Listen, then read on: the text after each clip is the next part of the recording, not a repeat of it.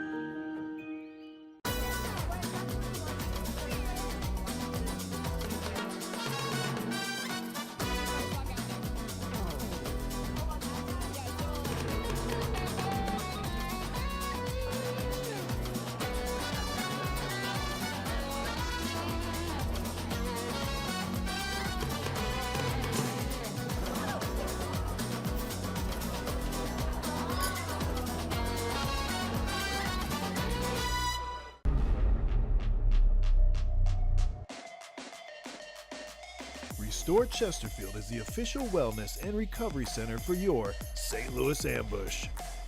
We offer cryotherapy, IV drips, hyperbaric oxygen, and so much more.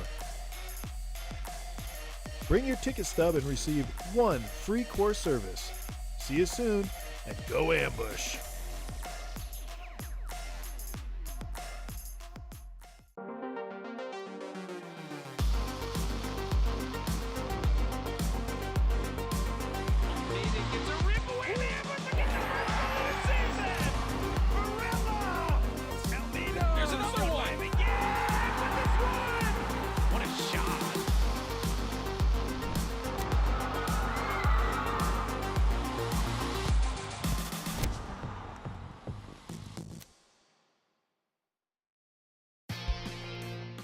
Miter is the official game ball supplier of the Major Arena Soccer League. Established in 1817, Miter is one of the leading soccer brands worldwide and produces some of the best soccer balls in the world. Learn more at miter.com.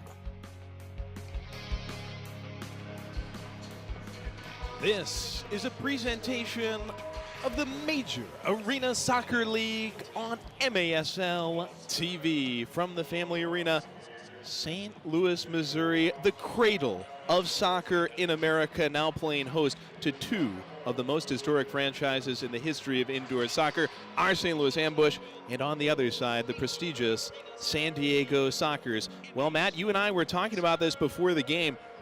It's actually favored the Ambush in the head-to-head clashes between these two franchises. Yeah, been a long time since we've had them come through here in St. Louis, Joey. So few and far between getting this West Coast matchup here in the Midwest. Hopefully the Ambush can make the most of it. Just entering that playoff competition, right there above that big, thick black line on the standings box. And so they need to continue and work on that. Big evening for a lot of folks at the Family Arena in St. Charles, Missouri. Jamie Swanner is certainly among them. Alumni night. He is a man who knows what it's like to hang a banner like that. 30th anniversary of the NPSL Championship brought to this city in 1995. You think about all of the legends who played through the 90s, including a good friend of our broadcast, Mark Moser. So happy to host so many familiar faces this evening. That's a familiar face right there as well. Pollo Cortez will be in goal in the second half. In the first half, you know who he is. Well, he is the man we call the Brazilian Rob Lowe. Paulo taking the field on the other side of his counterpart, the also legendary Boris Pardo, three-time MASL goalkeeper of the year. Paulo chasing the top number in the league in saves this year. He's been phenomenal, especially when you consider he's been splitting time right down the middle, basically, with Pollo. The King, 4 goals when we played here February 1st against Harrisburg, plus an assist. Frank Tayu poising in the center circle.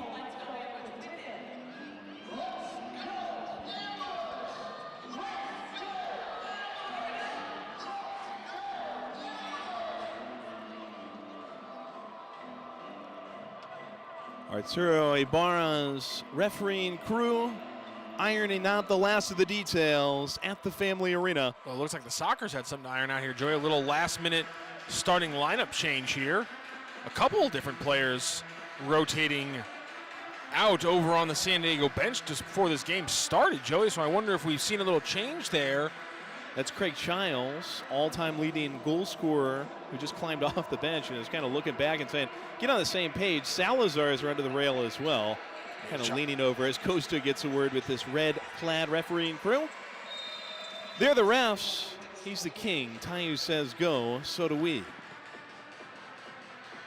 James Thomas looking long, deflected off of Soccer's head. So it looks like Childs started the game on the bench.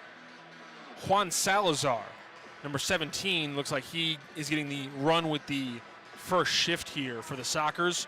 We did talk to assistant head coach, GM Chicky Luna before the game, and we're going to see some different things from the Sockers today, considering it's such a tight turnaround.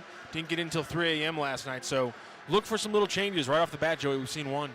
And he laughed with us about his predicament and his good fortune having 3 players in their 40s who are key tonight. Childs among them. And Leonardo de Oliveira is not far away. He was born in '88, rolls it across the felt. Sockers at the controls, about a minute deep. Family Arena, Ambush chasing a 3rd straight win. The Sockers have hit a slump by their standards. They've only won a game in OT and lost a game in their last 2. They lost last night 9-6 after KC came out blazing in the second half. Cardenas touching with Morales, a couple of key Sockers. Back to Drew Ruggles, who had a nice night last night. Thomas steps through, rejects that. Morales trying to slide through for Morgan, gets by Tavoy Morgan. And the ambush control, Lucas Almeida. What a year he's had. El Abuelo, the 35-year-old, who coaches collegiately at Hannibal LaGrange. Liamsi, who's had a game winner here this year. Back to Christian Briggs. Mo NDI playing his 100th ever MASL game. And curls one downfield to Duca against Ruggles. Mo. Piece back, Briggs. Briggs unleash off the STLambush.com side. Axel Chakute right in the middle to pick up the pieces. Ambush lead.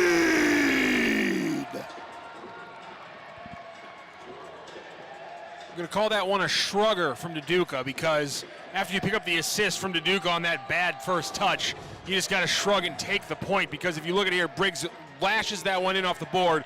Duduca did not control that rebound in any way, sense, or form, except for the fact that he just happened to direct it the right way. And in this sport, Joey, sometimes all you need is the right kind of bounce. Chakute's Johnny on the spot. There's nobody in position, because why would you be off that weird touch from Duduca and the ambush jump out to a big lead? Joey, just the 6th first quarter goal at home for the ambush this season on their first shot on goal. That is a huge start. Ooh, and now Pardo fumbles it. That's a massive start, Joey.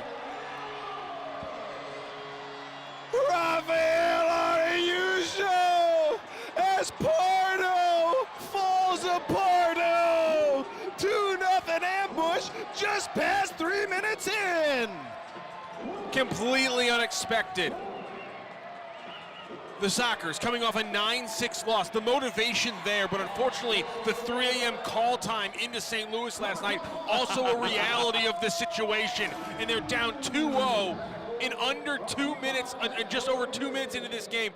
A completely unexpected result. 1 goal to start's good, Joey. 2's even better.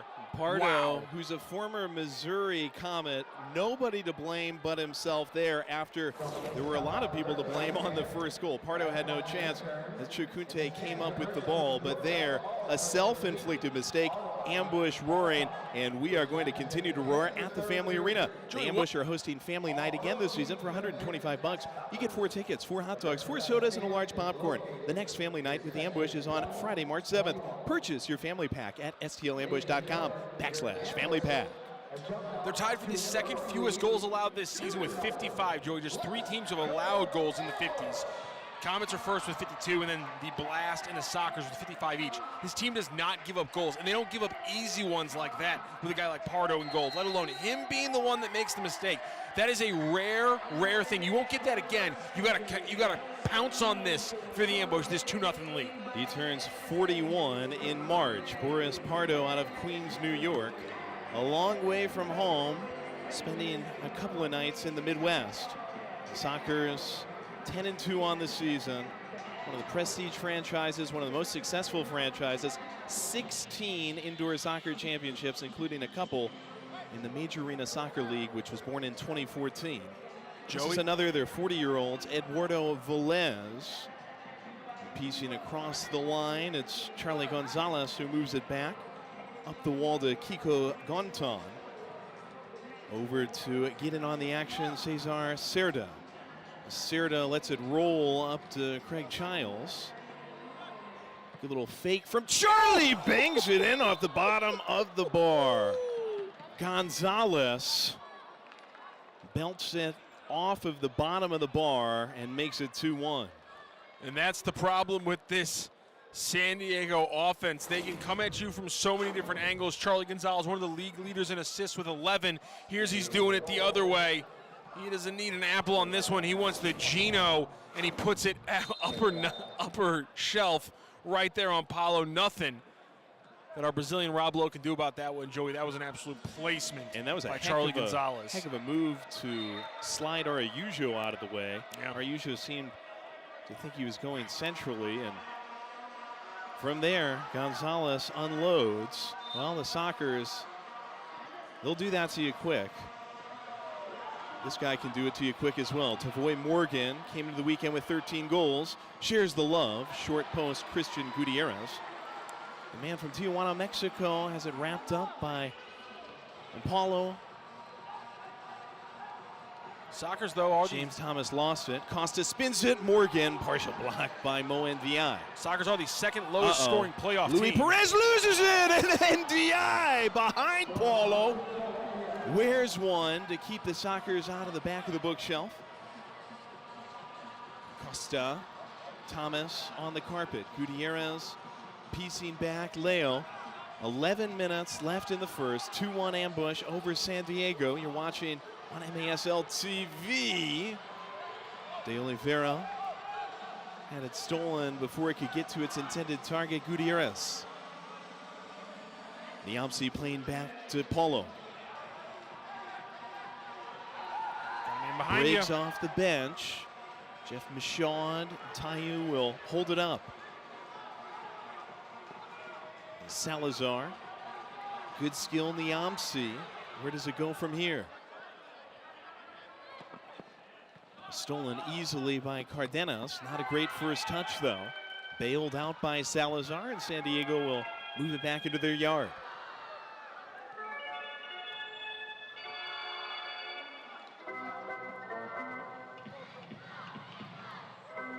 Ruggles scored twice last night in KC. Sebastian Mendez. Morgan appears for him. Mendez rolls it wide. Briggs and Michaud control that off the window to Tayu. 9:54 to go in the first. Ruggles staves. Tayu had that whacked, but fortuitously to Niamsi. Will can't make his way through the Sockers line.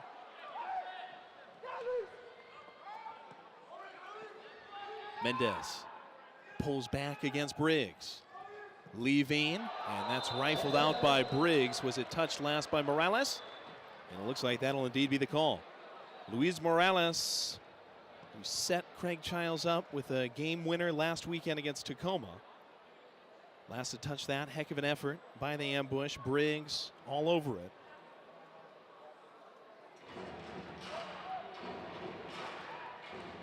Dylan Hundelt, he knows something about alumni night tonight. Father, of course, a club legend. He starts it. Chili Willie.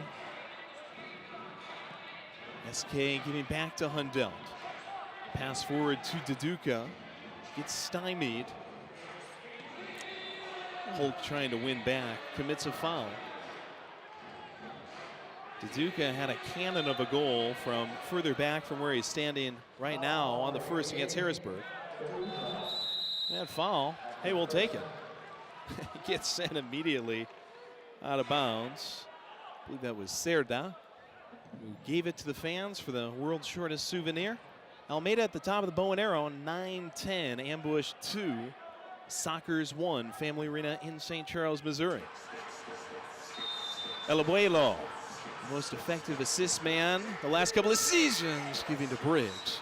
And he sprays this across the face of goal.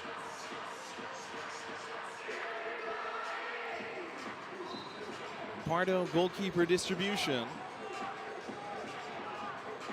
Cardenas with Deduca trying to force another Pardo error. And VI scimitars this up over the screen, even above the pink posts, and the kids are going to help us out here. The foot race is on, Matt. There's 3 kids on the left, 1 kid on the right. Oh, an adult beat him to it. That's just disappointment. Kids got to be better than that. Come on. Family Arena staff members. You're kind. And kids were hoping they might get a chance to handle the miter ball. Fans, you have a group of 10 or more who want to attend an Ambush game at a discounted rate? We're here to help. Send an email to info@stlambush.com to request more information. All right, Pardo's got it back. His blunder led to Araujo's goal. Axel Chakute has also scored.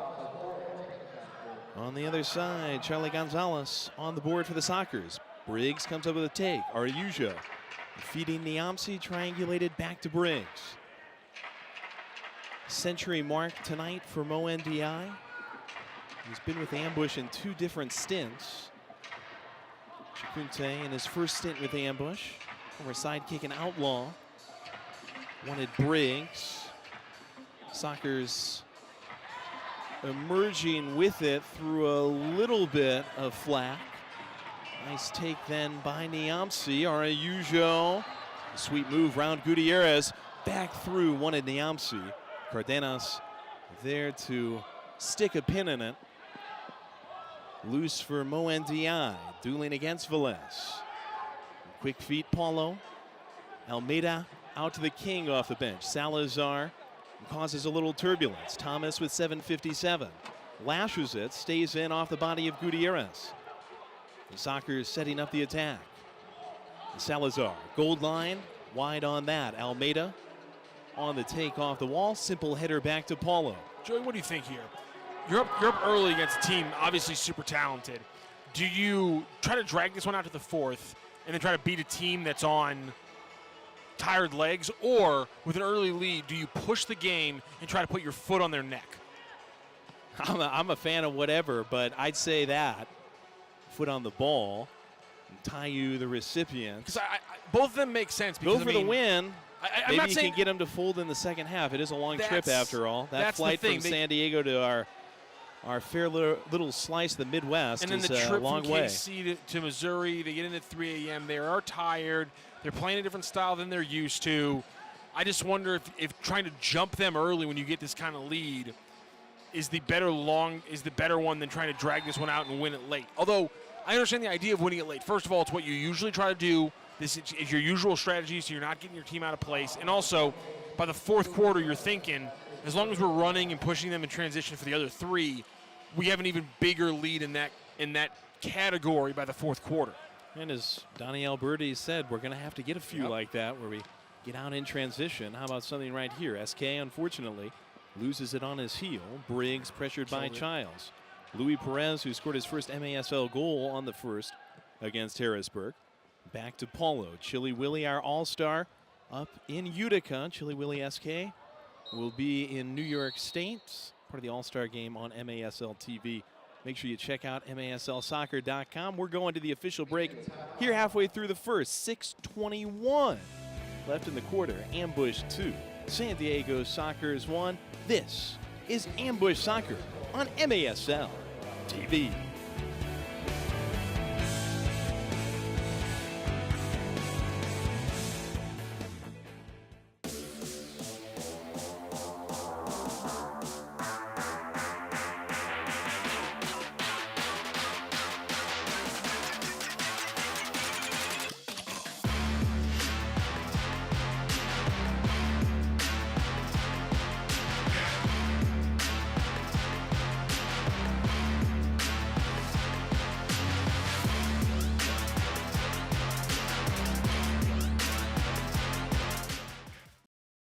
Indoor soccer fans, it's time to unleash a giant leap for fandom. Introducing MASL Indoor Soccer Fantasy Football. Build your dream team, invite your friends, and create your own draft league, all for free. Draft and trade players and win bragging rights as your team dominates the league. With MASLI Football, you're not just a fan, you're part of the action. Go to MASLI Football to sign up, get started, and play.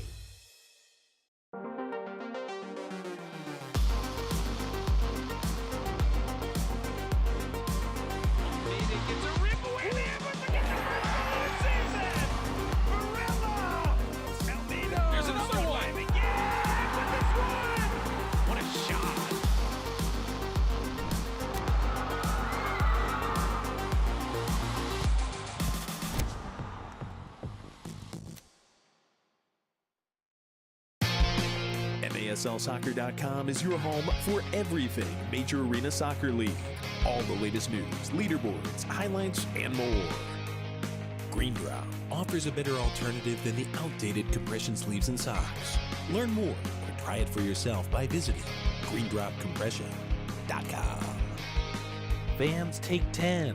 That's all the time you'll need for Eric Bergrud to take you inside the game and get to know some of the biggest stars advancing the sport on and off the field.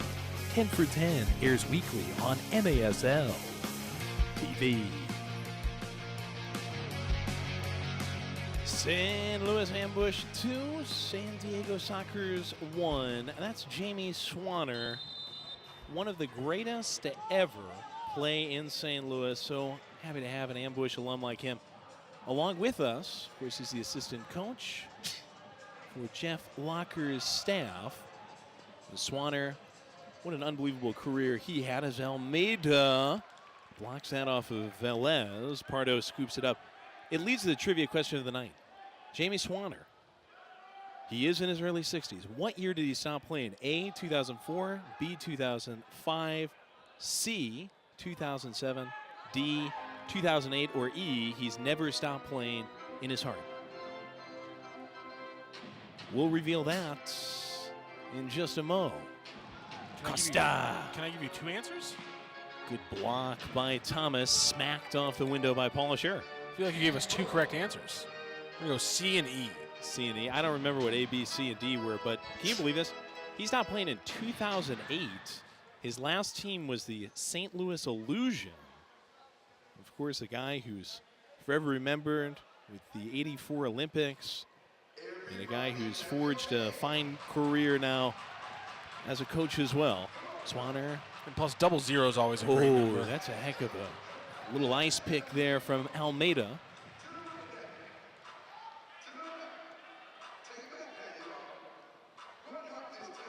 Gonzalez, the goal scorer, on the distribute.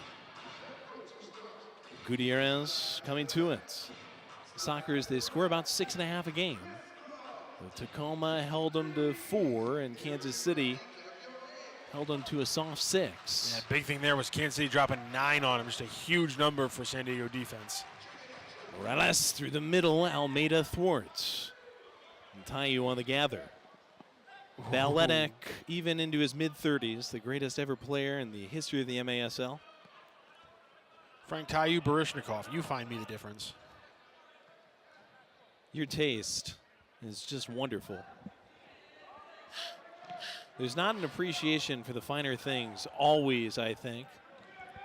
Well, Fred Astaire is the easy reference. You gotta dig deeper, Joey. You called it balletic, so I had to dig deep. I had to go ballet for you. Russian, nonetheless. Chikunte on the ballet stage, dragging against Ruggles, forces him into the corner. Axel gets the call. Ruggles shrugging shoulders. How much were you hoping he'd do something you could describe as pirouetting in that moment? That's all I was hoping for. Well, I just take the game as it comes, Rocchio. Chikunte, who scored tonight, Araujo, who scored tonight, both back to the bench for St. Louis. Almeida poised over the ball. Lucas into Briggs. Wasn't able to get the shot off clean. Gonzalez guides it where Almeida can meet him. The Sockers, not just 2 games in one weekend, but back-to-back nights. And then they head down to Chihuahua on another away match. Just a brutal swing for the West Coast club. Setting up against the 2-time defending champs, Morgan. Amazing to get around Hundelt. Luckily, the shot was well wide. There's a reason that he's been able to pour in 210 career points. Tavay Morgan just silky smooth in the one-on-one moves. So far, he's been relatively quiet. From Spanish Town, Jamaica, turns 30 on March 1st. Gonzalez. Easy takeaway, Niamsi. Not so easy for Paulo. Snuffed by Ruggles and flushed by Morgan. Wow. 2:52 left in the first. Level at the Family Arena. And much like the Duduka missed touch playing into the hands of the Ambush to start the game, the Sockers even this one up on a miss hit here. Paulo trying to clear it out. Drew Ruggles, well known to Ambush fans for his years against them, ricochets it, and then the man we were just talking about, Tavay Morgan, sitting on 13 goals, one of the highest tallies in the league, blasts home number 14 for the season. Also pushes his team lead in points to 18. Tied up things up here also in the first. Great anticipation from Mo. Putting with SK. NDI bangs it just over the upper 90, and it floats over to the fans. Tied at deuces after the Ambush scored twice in the first 2:09. San Diego, possibly even as a road team, favored in this game. Entering at 10-2, Ambush at 4-9. Paulo easy collection off the window. Yeah, probably. San Diego, though, they have not been all that effective all time against the Ambush. Ambush 3 wins, 4 games. Ever between the 2 franchises. Taiyu! Yeah! Frank Taiyu! Burying things in the bookshelf like an emotionally conflicted librarian and a Gypsy Rose Blanchard biography!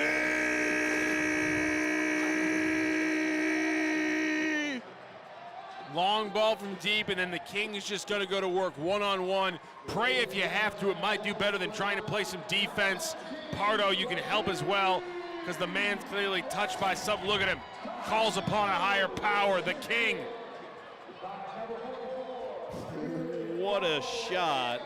And Pardo's tough evening continues as well. The velo on that shot, excellent. Pardo, 3-time best goalkeeper in the league. I'm sure he feels like he needed to stop that. Pardo, I mean, just brute forced that one across the line, essentially. it'll be 12 straight games for Frank Taiyu with a point.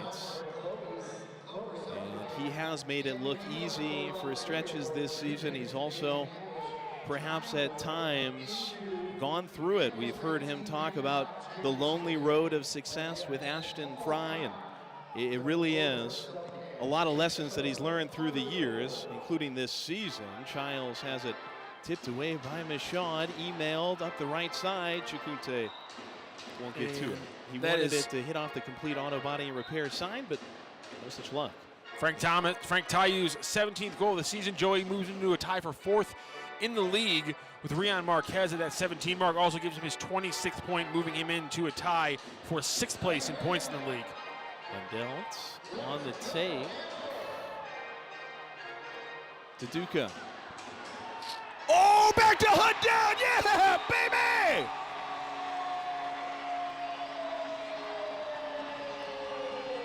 Dylan Hunt down. 4-2 ambush. Duca's mere presence has now affected 2 of the ambush's goals. This time it's just him kind of screening without screening. He's just moving backwards and creating space. But Hundelt, so good in defense, coming out of the back, just running through, traipsing through multiple Sockers. And then look at this. Look at that. He just creates the space. They think there's going to be a call, and Hundelt says, free ball, that's all me. Jumps on it and puts it in the back of the net. Such a crucial play. The effort plays from the ambush have gotten them 2 of their 4 goals and give them a 2-goal lead here in the first. Again, 4 first quarter goals coming into this game, Joey. They had 5 this entire season in the fourth quarter, in the first quarter in the Family Arena, and they've almost matched that. This is an incredible opening frame for the ambush. No one could have seen this coming. And now 16 goals over the last 5 quarters, all of them in the last week. This month started with Harrisburg. San Diego, certainly considered to be the more heavyweight of those opponents, with Morgan looking for a second. Less than a minute. And Saran wraps out through Ruggles. And Cardenas. And poking it back. Ambush lost a 2-0 lead, but have rebuilt to 4-2. A couple of goals that, as Donnie Alberti was talking about before the game, they don't always have to be the most entertaining. I certainly think they're entertaining. As long as they go across the line, those have put the ambush in the lead. Araujo, after a good poke away, got taken down hard.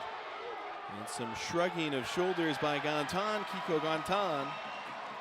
Joey, took him down with a lot of open space in front. And Gantan is headed into the bin. The Sockers this season average just over 4 goals allowed per game.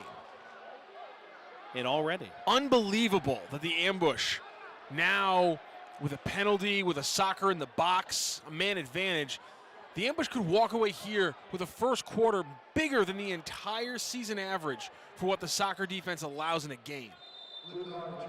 Huge opportunity. Excellent chance to do it.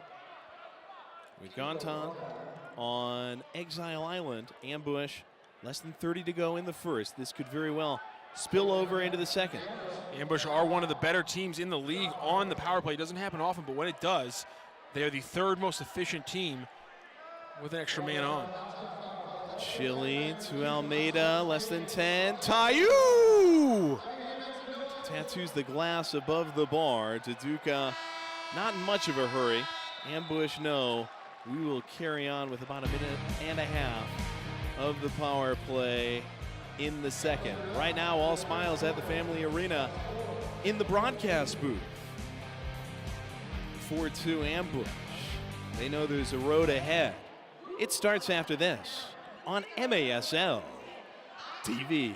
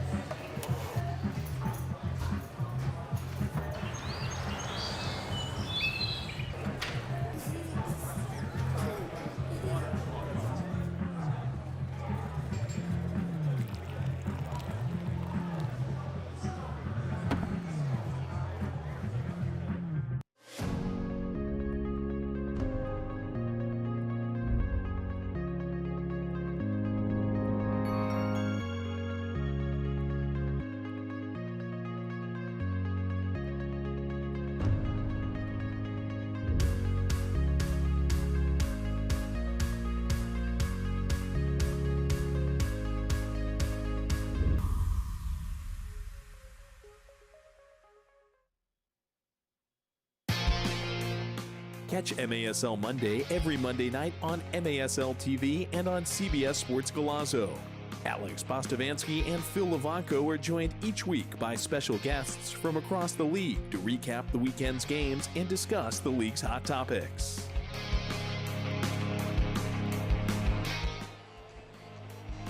The world famous St. Louis Art Museum in Forest Park. And we learned which king it was last time, Joey, after we got it wrong. Do you remember who it was? Yeah, King Louis. It's St. Louis. Which number? 13. The 9th. The 9th. Good job, though. You got it is St. Louis. Again, Joey, before we Paulo reigns over the kingdom of the goal, right? before we closed out the first quarter, I was mentioning the power play stats for these teams. St. Louis, third in power play efficiency, penalty kill efficiency. This is one of the few places where the Sockers actually struggle. They sit 7th in the league in penalty kill, killing 4 of 7 on the road, though.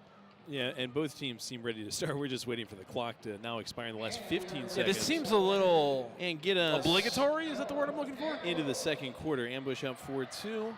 Sockers, you have 7 shots. Block shots, though, favor the Ambush 4. Moendiai, multiple in that category. Ambush on a power play to start this second. It's Gutierrez, who's been waiting ever so patiently in the center circle. And Cerda, he's not as patient. He's saying, let's go. And it looks like the clock is set up right now. Ambush in a great position.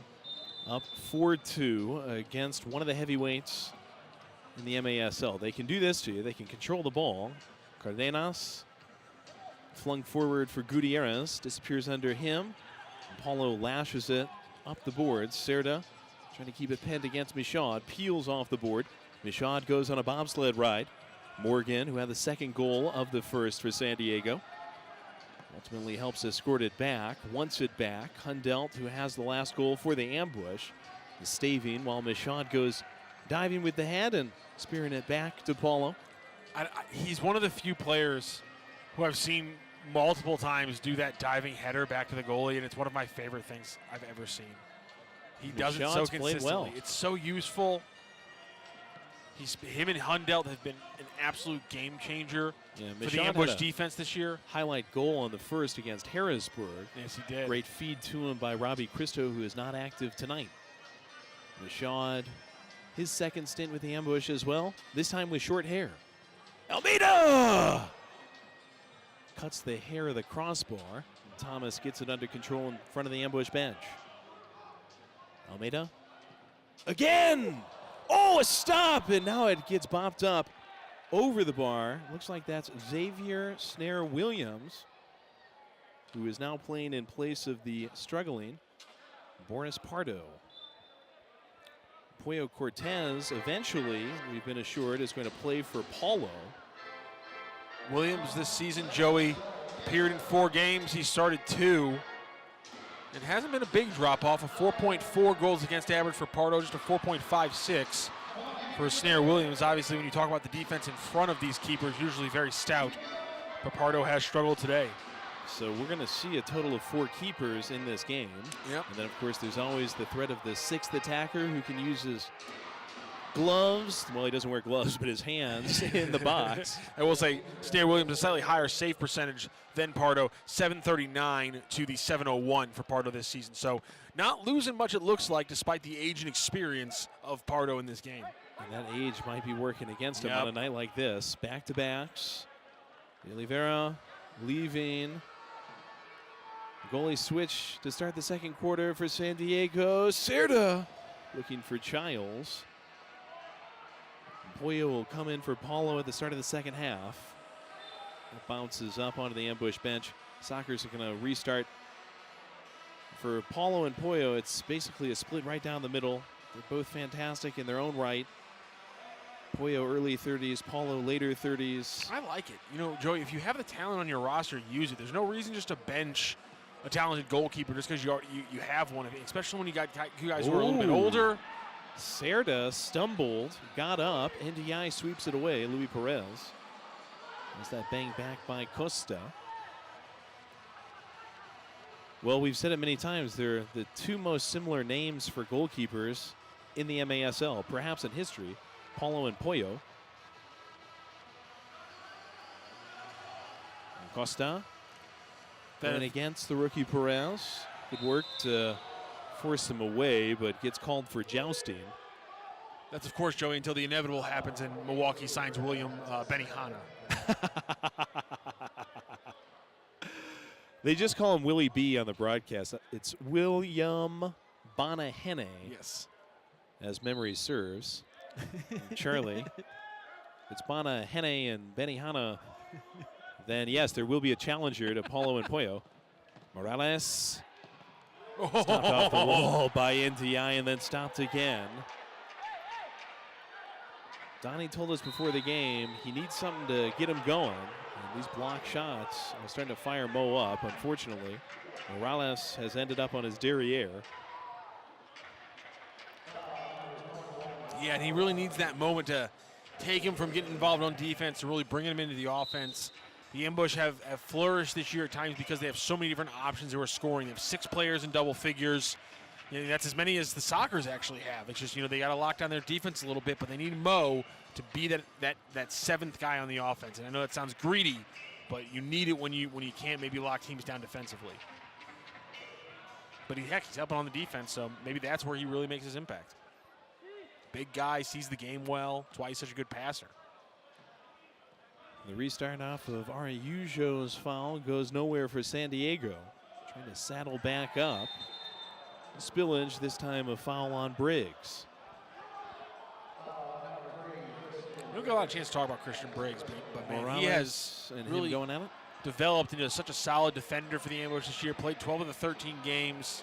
Him, Hundelt, Michaud really helping solidify defense that still has some problems. But they're, Nice work, Cardenas to Morgan. Good block again by Mo. I think they're starting to figure things out a little bit. Gutierrez runs it down. The new keeper, Snare Williams. Love the press by the Ambush here, but man, love the press break. Yeah, nice move by Morgan to get back to that. Briggs won't let it through. Cardenas lets it loose. Too high. Costa restroking it. SK dribble back into the box and gives it away cheaply. Paulo gets the mitts up. Gonzalez wanted a second goal. Gives a second chance to Costa and Mo. Tell you what, Joey, young players, watch Tavoy Morgan, because the movement is so good. The off-ball movement is perfect. The rotation, the replace and fill. I mean, he is an incredibly talented soccer player. Through the middle, Giles reached back on it. Kangaroo toward the back post. Briggs got it loose with a hatchet, and SK heads it in a parabola back to Paulo. A little risky by Paulo with Childs right there to not jump for that ball, just kind of sun it over the top. Ambush have wasted a power play in this second quarter. 4-2 Ambush over the Sockers. No one's yet scored through the first 5 of the second quarter.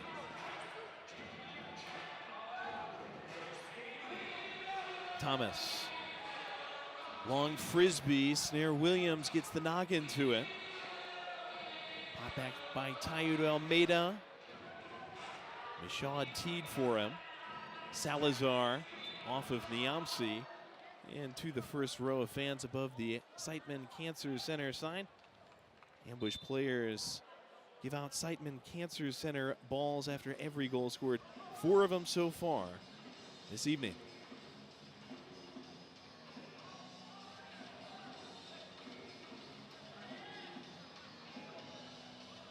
Cardenas. Chikunte too easy. Keep it right back, though. Niamsi, Cardenas went down. There's no missing them in those ketchup-colored boots. Cardenas from Mexico City just celebrated birthday 34 in January. De Oliveira to Morgan. Turn was great. Hit it off the ambush side. Cerda. After the splits, Paulo leaps up to try to block Morgan. Luckily, the ball way high. I mean, again, such a joy to watch a guy like Tavoy Morgan, because, I mean, everything is, the footwork, the body control, the way he turned on that ball. He didn't get on top of the rebound very well, but other than that, everything else is just a picture perfect of how a soccer player should do things. In his prime, for Indoor, sure. outdoor, It doesn't matter. Watch him if you want to replicate a good game. Off-ball movement, Joey, really, to me, is the most impressive thing about a soccer player if they're good at it. Duca left in the corner for Almeida. Snatched away by the Sockers. Let it play. Trapeze artist ball stays in for Hundelt. Give it a 6.7. Well, on a trapeze, you better be 10 out of 10, right? No, I'm thinking a high wire artist. Tayu. It's off the window. A bit more of a balance beam act considering the ball. You ever want to be one of those guys they put the rope between the two buildings and walk across? Absolutely not. No way. That's got to be fake, right? I got a hard enough time keeping my feet going to the concession stand. Tayu using his feet to try to go to the concession stand there. I've never had a problem with my feet taking me to a concession stand, Joey. 100% success rate in that count. Never failed. Always get there. 7:44 left in the second, 4-2 ambush. And Tayu earns us a little more time on that restart. Shout out to the Family Arena concession stand. Chicken tenders are really good today. Shakunte, that's not really good from Velez.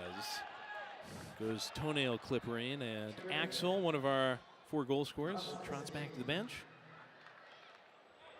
Good signing, part of the way through the season. Shakunte played for multiple MASL franchises in Texas. He has found a home here. Almeida boarding with Araujo. Shepherded out shakily by the Sockers. Gutierrez trying to bang forward to Salazar. Easy steal for Thomas. Almeida loses it in the circle. Salazar sent it off the board. NDI the only beneficiary of that.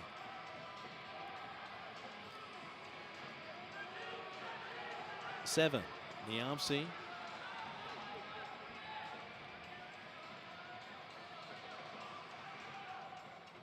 Out of the lobby, NDI chips it off the board. Gutierrez. Waterfalls, Niamsi. De Oliveira up the board past Niamsi. Leo! Wow, what a shot. Lasers it back stick, side shelf. Sockers have drawn within 1. What a goal on that one. Leonardo de Oliveira with an absolute scorcher of a goal with his right foot, super sharp angle. I think Paulo, a little too worried about his inside post there. We'll head to the official timeout. Ambush 4, Sockers 3 on MASL TV.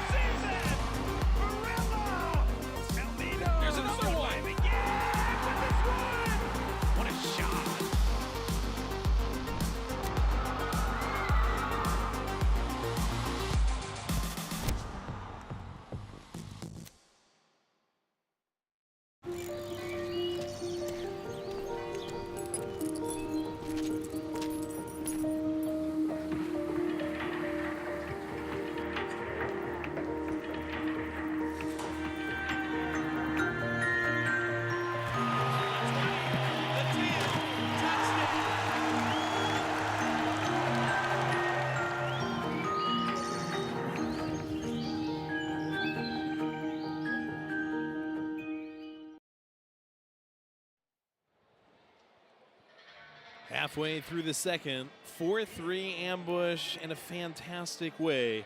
to start alumni night with two historic franchises on the field like the Ambush and the Sockers. Fans, on Friday, February 28th, the St. Louis Ambush are taking on Utica City FC. It's Star Wars night with the Ambush, so come on out early and get your photo taken with over 24 characters. Plus, it's Siteman Cancer Center's bobblehead giveaway. The Ambush haven't quite yet shared with us who the bobblehead is of, but we are hearing from our sources way down below in Family Arena. That's that Joey it's a fan Zanaboni. favorite. That is Joey Zanaboni. Well, I heard Matt Rocchio. I heard Joey Zanaboni. And you were my source for one, and I was your source I for feel the like other. we might have been lied to, both of us. I think they figured out our way. Self-deception. I think it's one of those things where, like, if we tell him and then he leaks it on the air, we know he's the rat. I know. We're always under a microscope, aren't Yeah, we? they got us, Joey. Under the microscope of Joey, MASL. It's not a TV. conspiracy if they are after you. If they are working against you, it's not a conspiracy. You know what I mean? Matt Rocchio, happy to make the case for paranoia. Shout out to Haldeman. You know what I'm saying? Morales gets it away from time. Thank you so much for doing that Adelt reference. Just cannons that. Hooking and curving into some seats well beyond the goals off to our right. Adelt scored tonight. You know, I found out for real, for sure. I thought this was the case, and I found it out. I confirmed it a few weeks ago. I actually went to college with Hundelt's brother, Zach Hundelt. Shout out, Zach. I'm sure watching tonight. Now, I know a venerated soccer program for the Roos. Was Mr. Hundelt a Roo soccer player? Zach Hundelt? Yeah. Rockhurst University. Yeah. Not a Roo. Sorry, not Roos. I was thinking UMKC. My bad. What's Rockhurst? Hawks, baby. Hawks. That's it. My bad. Was he a soccer Sliding player? Almeida. Oh, Paulo! Got me barking like a guard dog at the Arboretum.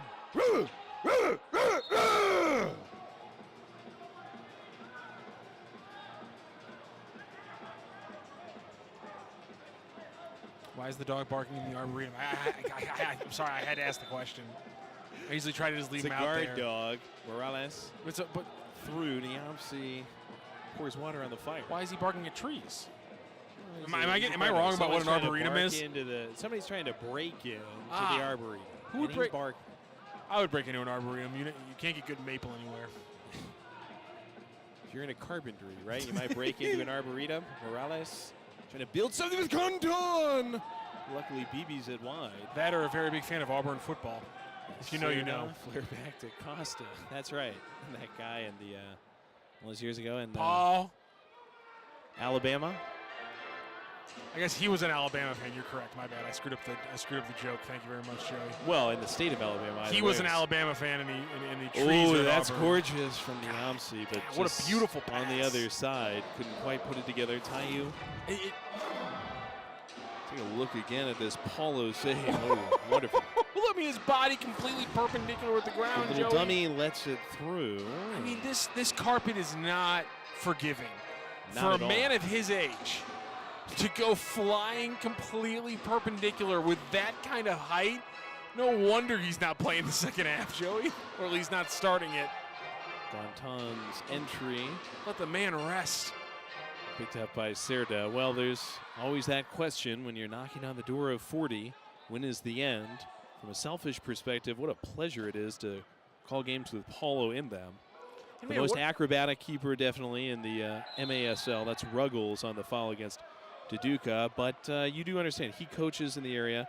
And we've got another keeper as well, at least for the time being, Pollo Cortez, who's an MLS alum as well as an MASL And just- superstar. How amazing is just the history of goaltenders in St. Louis? And when you expand that to like the Blues too. Taking a Polo! Bobsleds out. Big time stuff once again. Just fantastic stuff from Paulo, who one day I hope will be playing in alumni games like we're going to have tonight. He just stoned Gonton sliding out of the box. Now Ruggles looking to revitalize things. Tonight, the alumni will just be honored at halftime. We've got several, and just shout out to all of our favorites who we know are out there listening on MASL TV and when we're on CBS Sports Golazo as well. I mean, think about it, Joey. 2 of the 3 numbers in the rafters, goaltenders. Slobo and Jamie. Yep.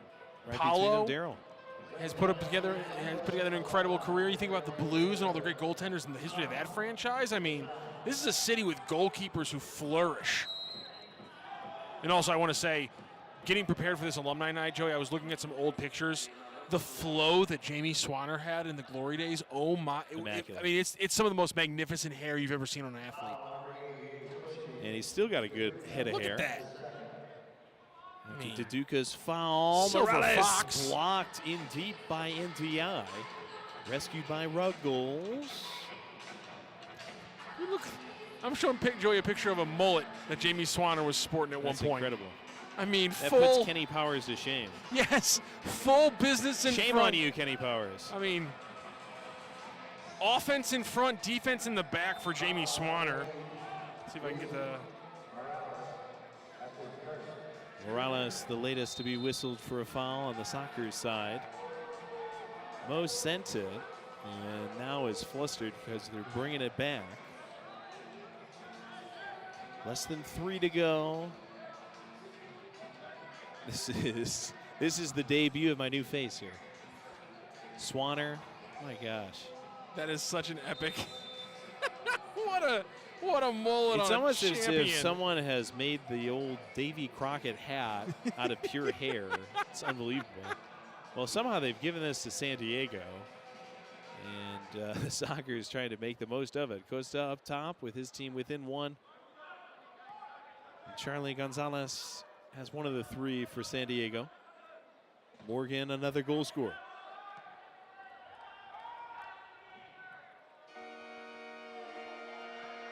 Costa, after the feed from Cerda, gives it to Morgan, fronted by Mo, who must be up to about a half dozen blocks in this game by now. Cerda. Inside of 2.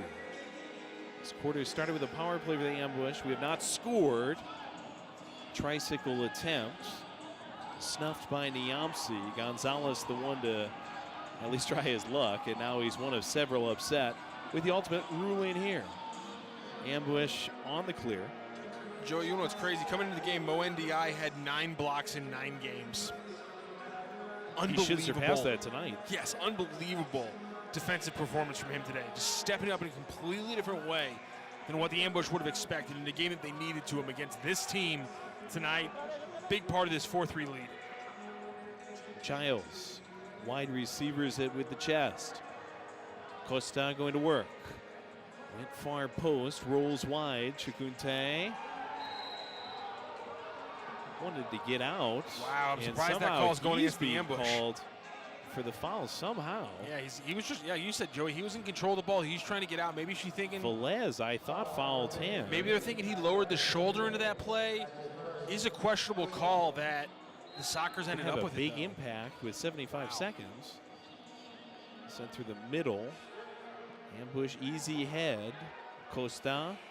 Childs down low. Turns it into the chest of Paulo. Niamsi. Stuffed on the way out. Morgan. Gets it back.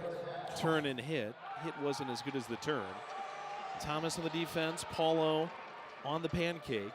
Under a minute. Ambush scored all 4 goals in the first. Tayu, he had one of them. Cardenas dueling with him. Tayu pulls it past. Wings it wide. Off the head of Gutierrez. Danced up into the air by Almeida. Spills over the glass with 33.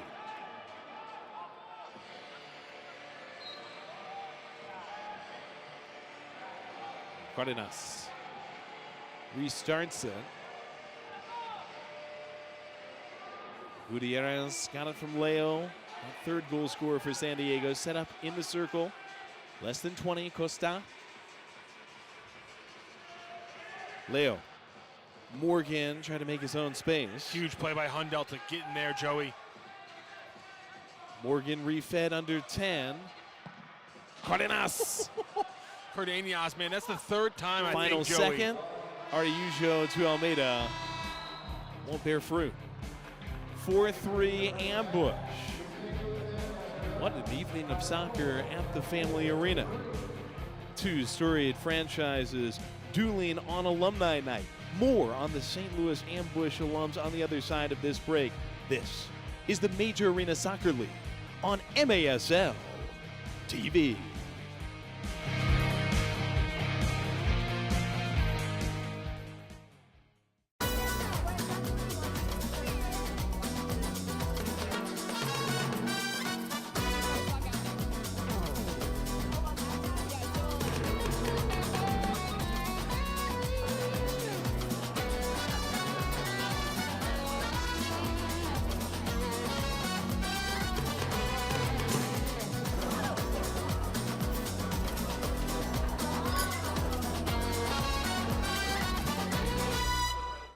It's time to raise a little hell.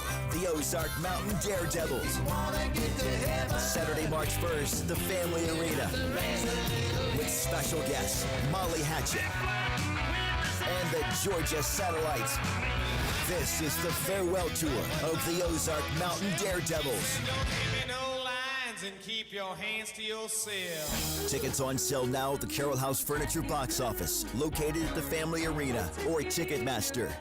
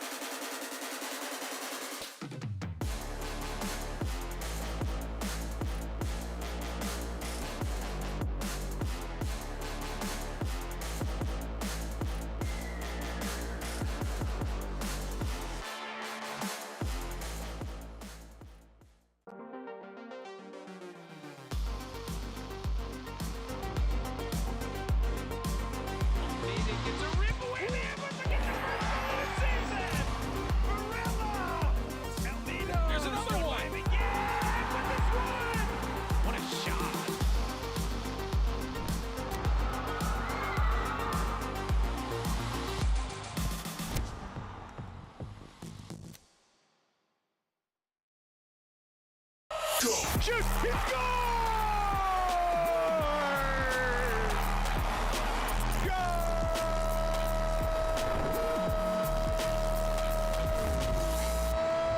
Welcome back, everybody. This is MASL in 5. I'm Alex Bastivansky. It is great to see you again. I'm going to break down everything that's gone down in the league for you over the past week, and I just need 5 minutes to do it. Let's go. We are going to pick first Rion Marquez from the Kansas City Comets. We're going with Vinny Dantas. Vinny Dantas keeping it in the family with Utica City FC. And the MASL held its all-star draft this past week. Team Nick Pereira took Rion Marquez of the KC Comets first overall. It's not tough to understand why Rion's second overall in league scoring right now with 30 points. Team Kelvin Oliveira picked next. He kept it in-house as he took teammate Vinny Dantas. 11 points on the season for Vinny, but he brings so much more to the table than just scoring. Such experience from the UCFC man. Watch the full broadcast. It's still available on MASL TV. Some fascinating picks. And of course, this will all come together on Wednesday in Utica, New York. The MASL All-Star Extravaganza featuring an All-Star Skills Challenge. The All-Star Game at 7:15 p.m. followed by the All-Star Fan Fest in Utica, February 12th. Can't wait. Who's hot right now? Frank Tayu from the St. Louis Ambush extended his point streak to 11 games last week in a big way. 4 goals, 1 assist for 5 points in the win over the Harrisburg Heat. Craig Childs, Captain Craig from the San Diego Sockers, was a monster in the Sockers win over the Tacoma Stars. He had the overtime winner in the contest.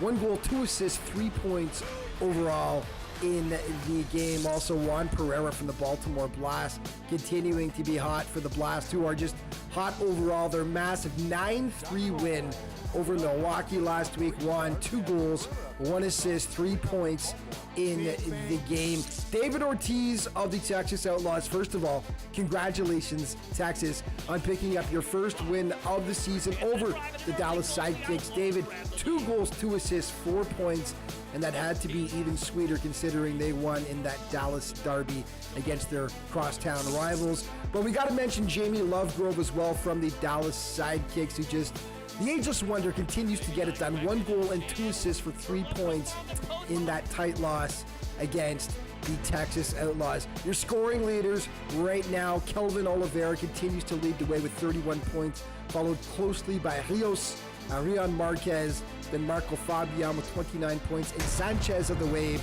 with 26. Let's take a look at the players of the week, brought to you by Green Drop. In goal, Nicolau Neto. Defensively, Nacho Flores, and offensively, Rion Marquez. It is a KC Comets sweep this week. Rion Marquez, just a dynamo on the floor in 2 Comets wins. 3 goals, 5 assists for 8 total points for the man who has just mentioned is second in league scoring right now. Defensively, Nacho Flores, 3 goals, 3 assists for the Comets, and just as importantly, 2 blocks, getting the job done. And getting the start in goal was Nicolau Neto, and he came up massive for the Comets, is in those 2 wins, 13 saves, allowing just 4 goals. Time now for the plays of the week. Corner to Alami. Alami skirts it through into Justin Stinson. The Stinger with his 2nd goal of the 3rd quarter. It's a power play goal for the Empire. Out with it, pass by Harris, touched by De Silva. Villa makes it 2-1. It's back in December. Been back the last 5. Now Lovegrove looking for the lead. Spur now takes the measure of Morgan. Fires it off the wall. Deflected in. Right over the hand of Pardo. He saw it, but Tyler John saw it first. City. Feed into the box. Looking for a chance at a drive and an early goal. The Outlaws grab the lead. At 71%. And a bomb right there. Hey, Frank Tayu, 10-game point streak. Make it 11, baby! Luis. Morales charging. Childs! Score!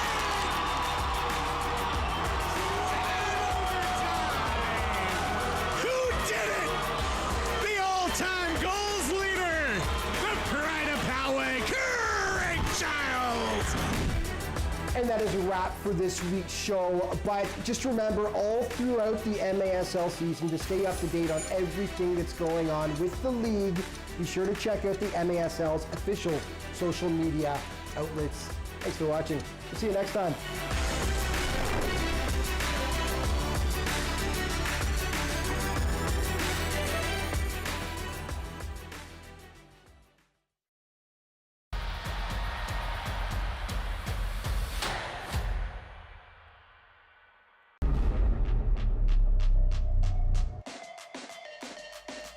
Restore Chesterfield is the official wellness and recovery center for your St. Louis Ambush. We offer cryotherapy, IV drips, hyperbaric oxygen, and so much more. Bring your ticket stub and receive 1 free core service. See you soon, and go Ambush!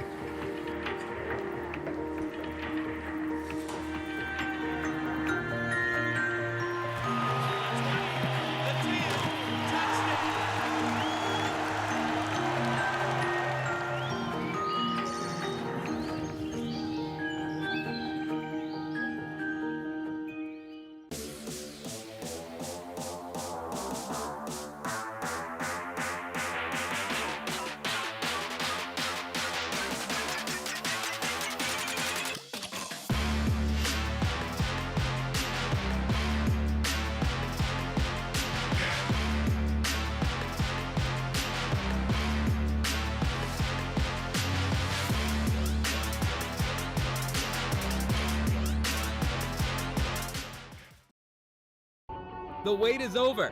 The 2025 MASL season is here. Bigger and better than ever. Get ready for high-speed action, jaw-dropping goals, and fierce competition as your favorite teams battle it out on the field.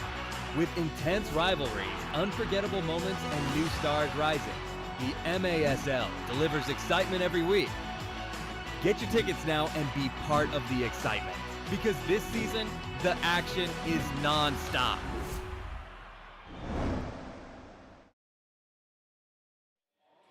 Special night at the Family Arena, Alumni Night, celebrating the NPSL champs of 1995. Daryl Duran, Mark Moser, Kevin Hundell, Jamie Swanner, all being honored at the center of the field. So many great stories among those guys, and a great story, that is the history of the St. Louis Ambush.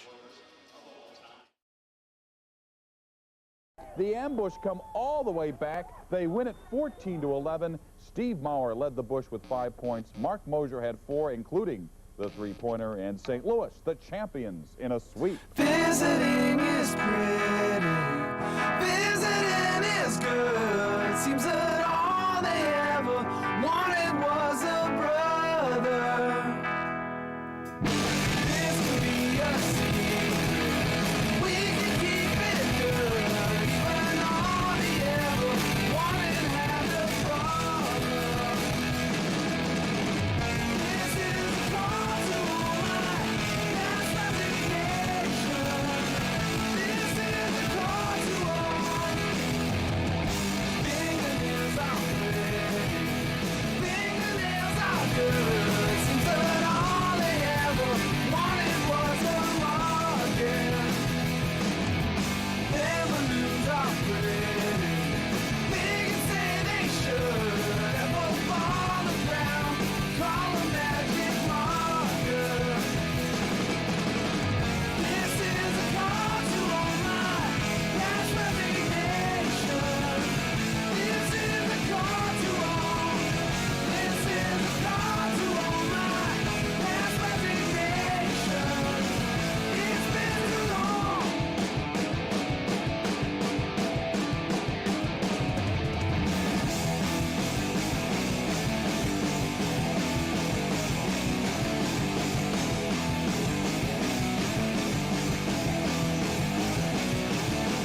Medicine is pretty, medicine is good.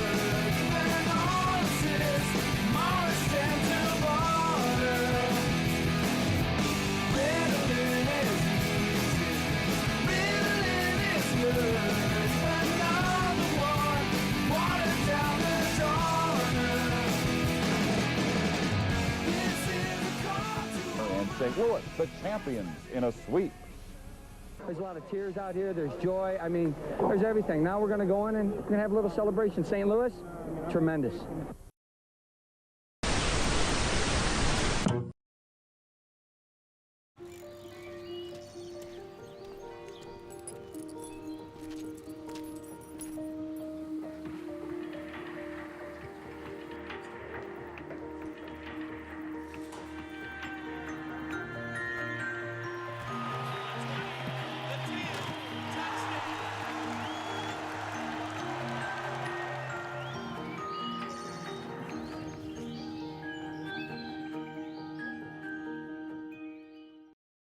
Indoor soccer fans, it's time to unleash a giant leap for fandom. Introducing MASL Indoor Soccer Fantasy Football. Build your dream team, invite your friends, and create your own draft league, all for free. Draft and trade players and win bragging rights as your team dominates the league. With MASLI Football, you're not just a fan, you're part of the action. Go to MASLI Football to sign up, get started, and play.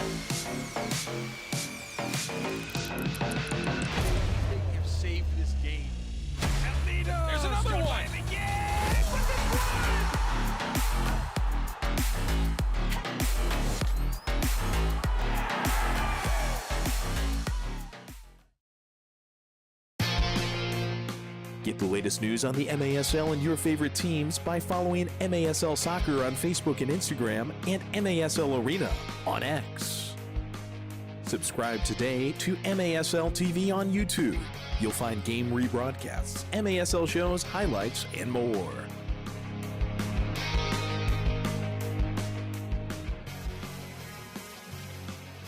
Ambush 4, San Diego Sockers 3. St. Louis Ambush Soccer from the Family Arena. Sockers have come in and outshot us 16-8, with the Ambush using 4 goals in the first quarter to build this 4-3 lead. Let's take a look at this Ambush highlight reel. It all belonged in the first 15 minutes, and it got going early as Deduca found a way to piece one inside to Chacunte. Axel took advantage of that, and then Rafa Araujo took advantage of a huge miscue from Boris Pardo. It has not been his night. He was replaced in the second. Gonzalez, nothing our keeper Paulo could have done about that. He had a giveaway, though. That leads to a goal by Tavoy Morgan. That tied it up at 2 as Frank Tayu gets it under Pardo, and the King extends his point streak to 12 straight games. Ambush would get another falling through and flying through Hundelt to the felt. And he built this lead to as high as 4-2 before De Oliveira got another back for San Diego. 30 minutes left in regulation. Head coach Jeff Locker making a switch, a preordained, premeditated switch to Pollo Cortez in goal. It is still the replacement, Snare Williams, on the other side for the Luna-coached San Diego Sockers. Heck of a halftime ceremony. The 95 champs honored. And then, pretty special watching those players. Watch a tribute to Pat McBride, St. Louis U All-American, former star with the St. Louis Stars, U.S. men's national team member who passed away in December. He was honored by Ty Keogh and Al Trost, another couple of all-time names in the illustrious St. Louis soccer community. And I'm glad our viewers got to see an even better view of the Swanner mullet in that highlight reel. Incredible job done by our production staff. Great job by you as well to get that Swanner mullet in front of him in the first half. De Oliveira. It's called setting the tone, Joey, if you will. Out of the corner, they want Childs. SK. Tayu just pretty around Childs. Two of the best ever goal scorers in the history of the league. You know what, I was looking at that. If Childs had gotten in the league earlier, and Chacunte to Tayu, pulls it around. Oh, it's a block to the last second by Gutierrez. He's hurt, and he writhes around in the box after saving a goal. Talk about putting your body on the line to save your team. He went flying into the wall and definitely jammed up his leg. Tayu thought he had that one, was just putting it on a string. What a pass. Beats the tender. But what an incredible job. And oh, yeah, Gutierrez. I'm not sure if it's the leg that was kicked out that hit the wall or if it was the leg that got caught underneath them that got a little torqued a little bit. Probably the leg underneath him, I would be guessing. But, wow, what a defensive play. He's getting up now under his own power, walking under his own power. Him and Tayu shaking hands. What an incredible play for Christian Gutierrez. Already has an assist tonight and might have just saved this game here early in the second half. Heck of a for ball the from Sockers. Chacunte. Then Tayu Yes, it was. rolled it around the keeper. It was going to be close at the near post. Gutierrez obviously couldn't take any chances. And the 33-year-old out of Tijuana, Mexico, jammed the leg, but is able to get off the field. Ambush going to restart close to the gold line, up 4-3. Inside the first minute of the third. Tayu against Cardenas. Good ball. It's up with Salazar off the wall. Costa guides it cross field. Somewhere the wall score guy's fingers tingled there for a De moment. Oliveira's pass stolen by Almeida. Quickly, Cardenas gets it to Salazar. Short post, and Pollo Cortez gets his first save of the game. Immediately he looks locked in, Joey. Trying to protect a one-goal lead. Former FC Dallas guy, 31. Cortez has it headed back by Ruggles. He and Paulo can both play as attackers. Morales to Ruggles. You wonder in a tight game like this where the compass will point on bringing the goalkeeper up. Morgan in the corner, fronted by Mo. NDI blocking shots left and right in the first. Morgan tries to bend it around him. The Sockers free to start from back up top. Whistle stopped that. And they wanted Morales, and this is going to be pulled back. Just Morgan and NDI behind the play. Just kind of Mutombo and Morgan for something. I'm not sure what. He's pretty confused too. To avoid Morgan not understanding what the whistle was for. Well, savvy defense by Mo to draw it, right? There you go, yeah. They were a little bit in front of the ball. Going at it in the box. You just look into the sky and only see silver linings? Optimistic by nature. To a fault? Mo in the thick of it again. Salazar and him, and now Ruggles separates them, and he's got another guy to go with down there. Cerda and him exchange words. Mo, we will see if cooler temperatures set in here. But as Donnie Alberti said before the game, he needs something to get him going. He's played all right since re-signing with Ambush earlier this year. He's dealt with some illness, kept him out against Harrisburg. That was a game where a lot of guys got going. He's been right in front of it the whole game and right in the middle of it as well. Ruggles, I don't think he's happy that the ball is kind of pushed back.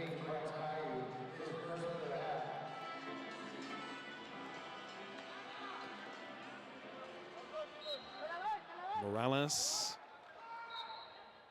has it fire pokered by Hundelt. Cerda with Ruggles, 12.5 left in the third. Ambush for Sockers 3. Ruggles, a former Florida Tropic.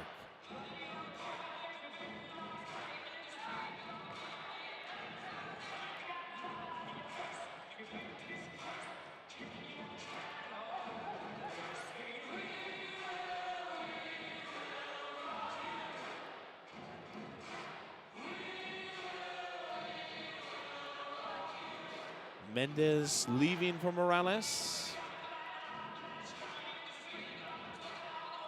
Thomas rejects it from Cerda. Mendez gobbles it back up. Spins almost accidentally into space. Gives to a friend. That's wide. Woohoo, and that bounce inches just away. Misses. Almost fell on two different pairs of soccer boots. And the Ambush got lucky there, Joy, that one was able to roll into some less dangerous areas. Guantan. Childs! Stopped by Pollo, and he catches the header before giving it the low boot. What a ball. Araujo catches up to it. Out of the corner is more difficult. Going against Leo. It's just so apparent. Araujo's speed is just a game-changing aspect for this Ambush team. Gives them something they don't have necessarily up front in a lot of the other players. A lot of their attacking players, methodical, bigger guys, Mo, the Duca, Frank. But man, Araujo, he presses, he runs. That never gets off the launch pad for Michaud and Mo. Gonton, that's nice. Salazar with the left foot went short post and missed. Leo, his thump, ends up off the wall. Chacunte tries to buy time. Gonton back inside the gold for a San Diego team that seems to have a grip on the game, but not the scoreboard. They have been able to get this to go more at their tempo now.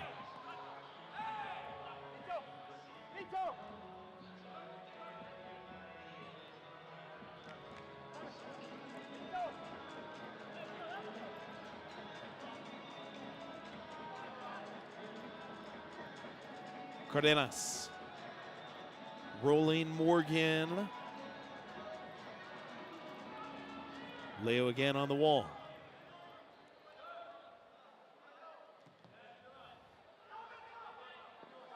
Leo de Oliveira. Cardenas! Araujo! Great block. Selfless. Guantan under 10.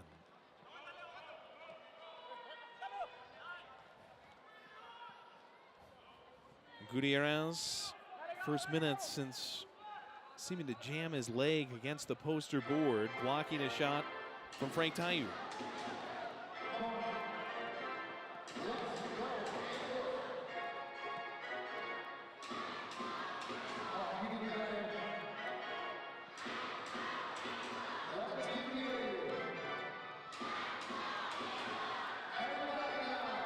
Gutierrez looking pretty spry. Fuzzled in the middle as Cardenas closed in. Childs croquets on Delp, but right to Pollo. If you're Major Cardenas, you just got to think it's not your night, Joey. You blast 3 from long range that all are just barely off the woodwork. And you said, fine, I can't hit one from 30 feet. I'll try one from a foot out. And that one can't even fall in for you. Cerda gets it back. Gonzalez, oh! Paddled away by Pollo. They're going to have to Might review be a that hand one. on Thomas. Childs is saying, please throw the challenge. Handkerchief, it has been thrown. You got to. I And think the guys booted around before they actually whistle it dead. It'll be a challenge from San Diego, and this, at least at the initial glance, does appear to be pretty close. It resembles a handball, I'll say. Yes, the way that Thomas got in there, it makes sense that San Diego would challenge this one just because there wasn't a call in the field, so it's got to change. It's got to have enough to see the change. But here's my thing. The way it hit Thomas on my original eye before we see the replay was his arm was pinched pretty hard to his body. And so that's going to be a tough one to overturn, I think. Does he extend the silhouette? Make Does he himself get big- into an make unnatural himself bigger. position? Make himself bigger, unnatural position, extend the silhouette. These are all the catchphrases that we see in the rule book to talk about what's the factor here. And I think that's going to be the key word here, because it hit him in the arm. There's no doubt. Nice save initially from Pollo. It was a beautiful save. And then Childs waiting on the other end. Tried to get one by from close range against Thomas. Gonzalez, who scored from that position. See, Thomas is going to come down from the In corner this here, game. and Mashad is right here, so it's later on in the play. It's after Mashad kind of ricochets it off Thomas a little later in the play is where they're looking for, because Thomas, and that's my thing, is Thomas does a good job of keeping his arms near his body in the hustle and bustle of the phone booth, if you will. And so after of the this moment. save, the ball gets pushed in the middle to Childs. And here it goes. And we take a look. So at it's, this now here's arms the thing. up. Now it's a partially obstructed view. But it hit him right under the elbow when his arms are up. And so it's right here, Joey. I would say he extends the silhouette there. It's more up here, I would say, but his arm is above his head. It hits him under the elbow as his arm's above his head. That's an extended silhouette, despite the thing is, it's an extended silhouette, but it's not an unnatural position. So where do you fall on that side of the rule? That's the question for Arturo Ibarra, Daniel Chesky, Michael Heath Jr., and Jeffrey Petrillo. Ibarra among them, the senior referee. Here's a call. Yep. Blue card, and indeed it is a handball. An obvious handball call. The question was the context around it. I think with the way the call was on the pitch, I'm not sure if I changed that, but at the same time, it's so egregious and obvious that I understand maybe ignoring the extra context about I've it always being a loved natural that, position or not. Poetic phrase of the silhouette, because that's actually how I started my career as a very successful silhouette model. And I still get recognized all over the place for that. Thomas, he is into the penalty box. We'll have a penalty shot. This is a classic penalty shot, not a break-in or breakaway penalty shot. Gonzalez, who took the initial shot against Pollo, gets the honors. 4-3 ambush, 8:38 left of the third. Soccer's penalty shot. Are you saying you worked in a police department in 1986 and drew like chalk outlines? Is that what you're saying? Going CSI on him. I don't think they've done that since I don't think they've done that since 1984. Gonzalez. I'm getting Against too Pollo old for this Cortez. stuff.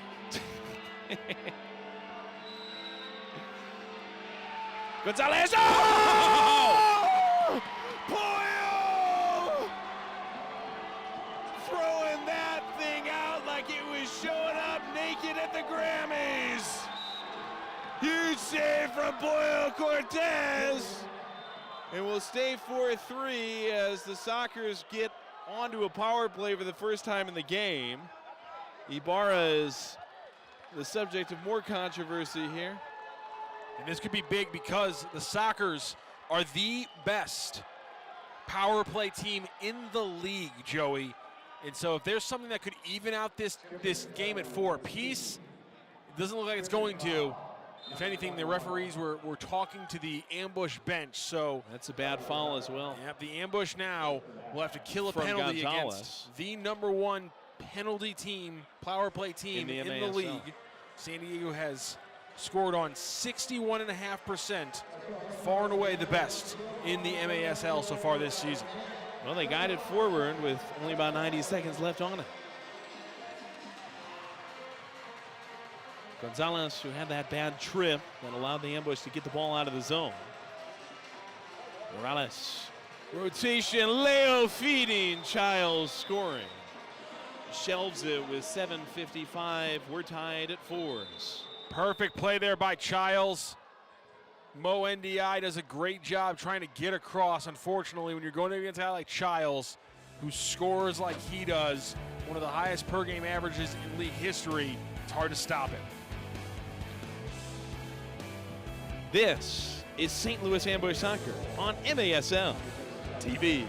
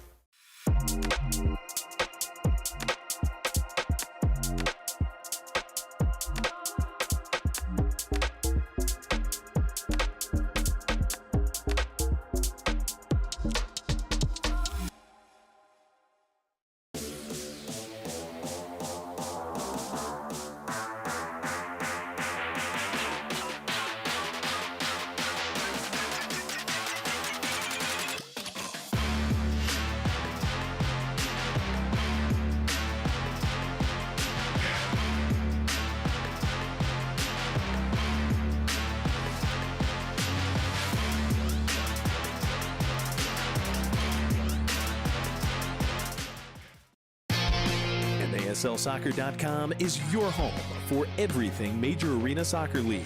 All the latest news, leaderboards, highlights, and more. The MASL All-Star Game is headed to Utica, New York on February 12, 2025. Follow the MASL on social media for updates on tickets, rosters, and more. Fans, it's never too early to start talking playoffs. Join 8 of our teams in sunny San Diego as they square off in the MASL Ron Newman Cup playoffs April 5th through the 7th. Ticket deposits are now being accepted. For more information, visit frontwavearena.com. Halfway through the third, we're tied at 4 as St. Louis Ambush versus the San Diego Sockers Alumni Night at Family Arena. I'm pleased now to be joined by Matt Kimball from the expansion year team in 2013, 2014. So many great connections to St. Louis Soccer. Matt, how are you this evening? Doing well. How are you?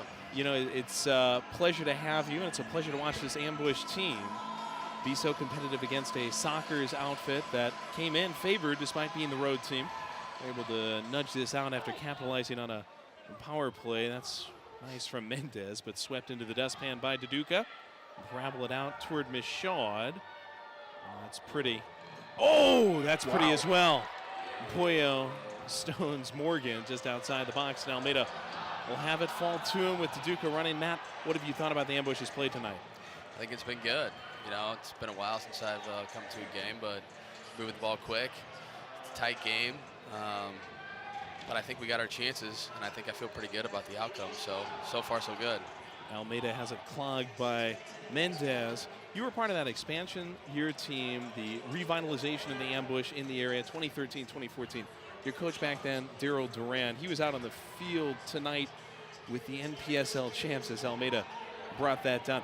What's that like to reconnect with Daryl on a night like this? You know, it's pretty wild. I grew up watching the Ambush. I'm from St. Louis, so I remember there being 16,000, 17,000 fans.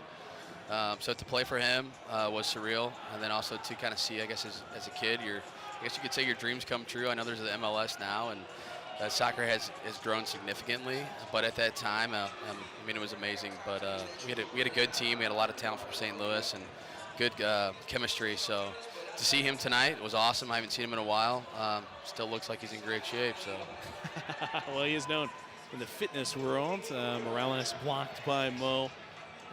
Thinking back on that 2013 team now, tell us about some of the other players on that team. I think Mike Roach was on that team. Chris Mattingly. Yep. Yourself. Who else? So yeah, Mike Roach. I grew up playing against Mike Roach. I was playing for Bush. He was playing for Scott Gallagher. So that was the first time we got to be on the same team, and that was a lot of fun. And Mattingly, I played with a lot of indoor tournaments with Chris. Good turn by Gontan. Good stop by Chikunte.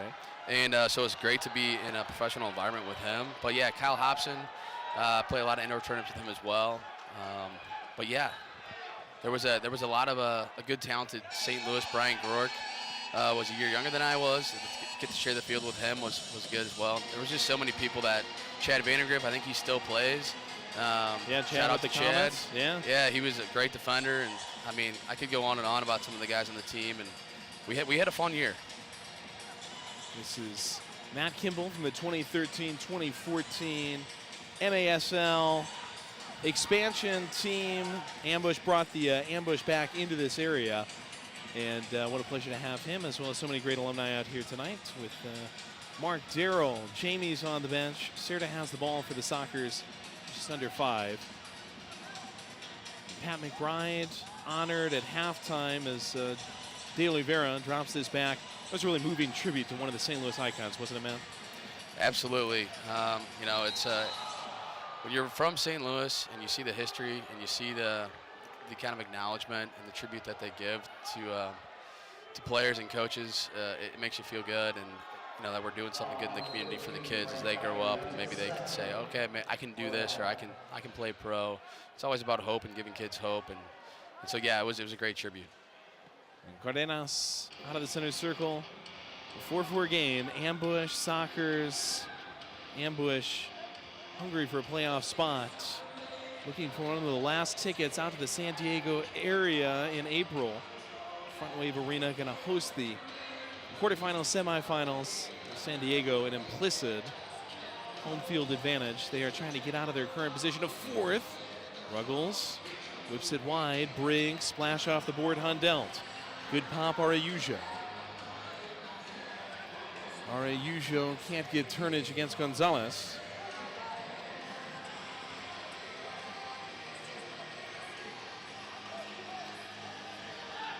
Gonzalez on the other side. Morales, 11 assists entering the weekend despite missing a few games with the national futsal team. It's Charlie now back up top. Serta.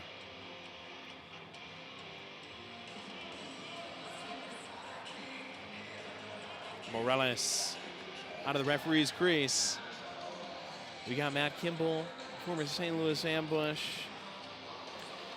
Almeida, nice work to rinse that out. Ruggles, rifle this one up over the bar.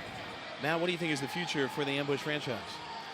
You know, hopefully, I think indoor soccer is kind of one of those sports that is forgotten about, but I think you compare it to hockey and the quickness and the tenacity that you have to play. I just think that you know, everything's looking up. Soccer's growing across the country. It's growing in the United States, and it's becoming more popular. So hopefully good things. And just to kind of relate it back, like I watched Mark Moser growing up and seeing him and introducing myself to him tonight. I just hope that kids, as they grow up in St. Louis, can have a similar connection to the players maybe that they see now and in the future. And Mark's such a great guy. He's going to rejoin us for our CBS Sports Golazo broadcast on February 28th. Chili Willie tries to take a steak knife to it, and Snare Williams snares it away from the line. Matt, a pleasure to have you with us this evening, and just a pleasure to get to know you as well as so many great alumni like Mark, like Darrell, like Jamie Swanner. Thanks for everything you've done for the sport of soccer in St. Louis. Thank you very much, and I give a shout out to Joe Smagala for nominating me to come up here and talk to you, so I appreciate Matt, it. an absolute pleasure. Come back anytime. 4-4 affair, less than 2 in the third. Salazar has that goal off the chest and pushed back to Cardenas. Velez out of the referee's crease. He is the man to go with Mendez. We've got the Ambush alumni in the house. Matt Kimball, great guy who's had so many connections to the guys around here. I mean, this is a community that's so tight, and you meet people like Matt who just seem to connect you with everybody else, and then he gets connected with somebody like Mark Moser. So we mentioned he's going to be up with us, not this evening, but on February 28th, we're on CBS Sports Golazo against Utica. Yeah, we're going to talk to him about, maybe if he ever thought about passing the ball when he played. I don't know if you saw the 89 goals. 89 goals, 100 and something 26 points. assists, I think, though. I mean, come on, 89 goals and 26 assists. Of course, he had the triple goal, maybe the think about passing the ball every once in a while, Mark. Let's just have a thought for it. I don't know. Rocky and Moser, they'll have a chance to meet face-to-face when the Ambush take on Utica February 28th. Full schedule. Oh, I want to set a record. He filled in for you. Mark's you were one of my St. favorite Bart's. people. Yeah, you owe this guy, man. Every time Come I on. see that number, I'm like, God, that is just, it makes me think one thing. One, Mark Moser, incredible player, incredible man, incredible salesman, but also bring back the three-point goal. Bring it back. Bring back the three-point goal, people. Come on. Morales would take a go-ahead goal. He tries to pirouette through, goes down. Against Michaud, easy pickup for Pollo. What a last couple of quarters it's been. Unfortunately, San Diego's the only one to score in the last couple of quarters. Ambush have to change that inside of 20 seconds left in the third. Tie you off the board. SK. Chile evacuates it back through Mo. Will they just let the last of the water get squeezed out the time, Dolphin? Tayu says no. Chile. Corner! Oh, just wide. Brush the teeth of the back post. And we go to the fourth, tied 4-4. Fantastic indoor soccer between the St. Louis Ambush and the San Diego Sockers. Prestige franchises, alumni night. Fourth quarter action in a tie game right after this. It's the Major Arena Soccer League on MASL TV.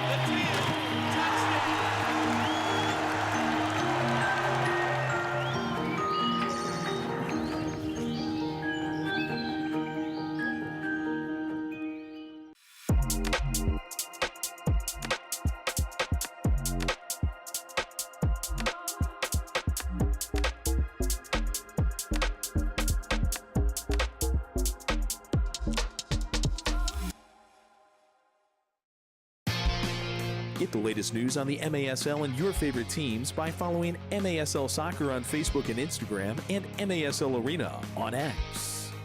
Catch MASL Monday every Monday night on MASL TV and on CBS Sports Golazo. Alex Bostavansky and Phil Levanko are joined each week by special guests from across the league to recap the weekend's games and discuss the league's hot topics. Disagree with the call tonight? You might just see it on the MASL's most controversial show, Under Review, with Phil Levanko and MASL head referee Ryan Sigich. Catch it every Friday on YouTube.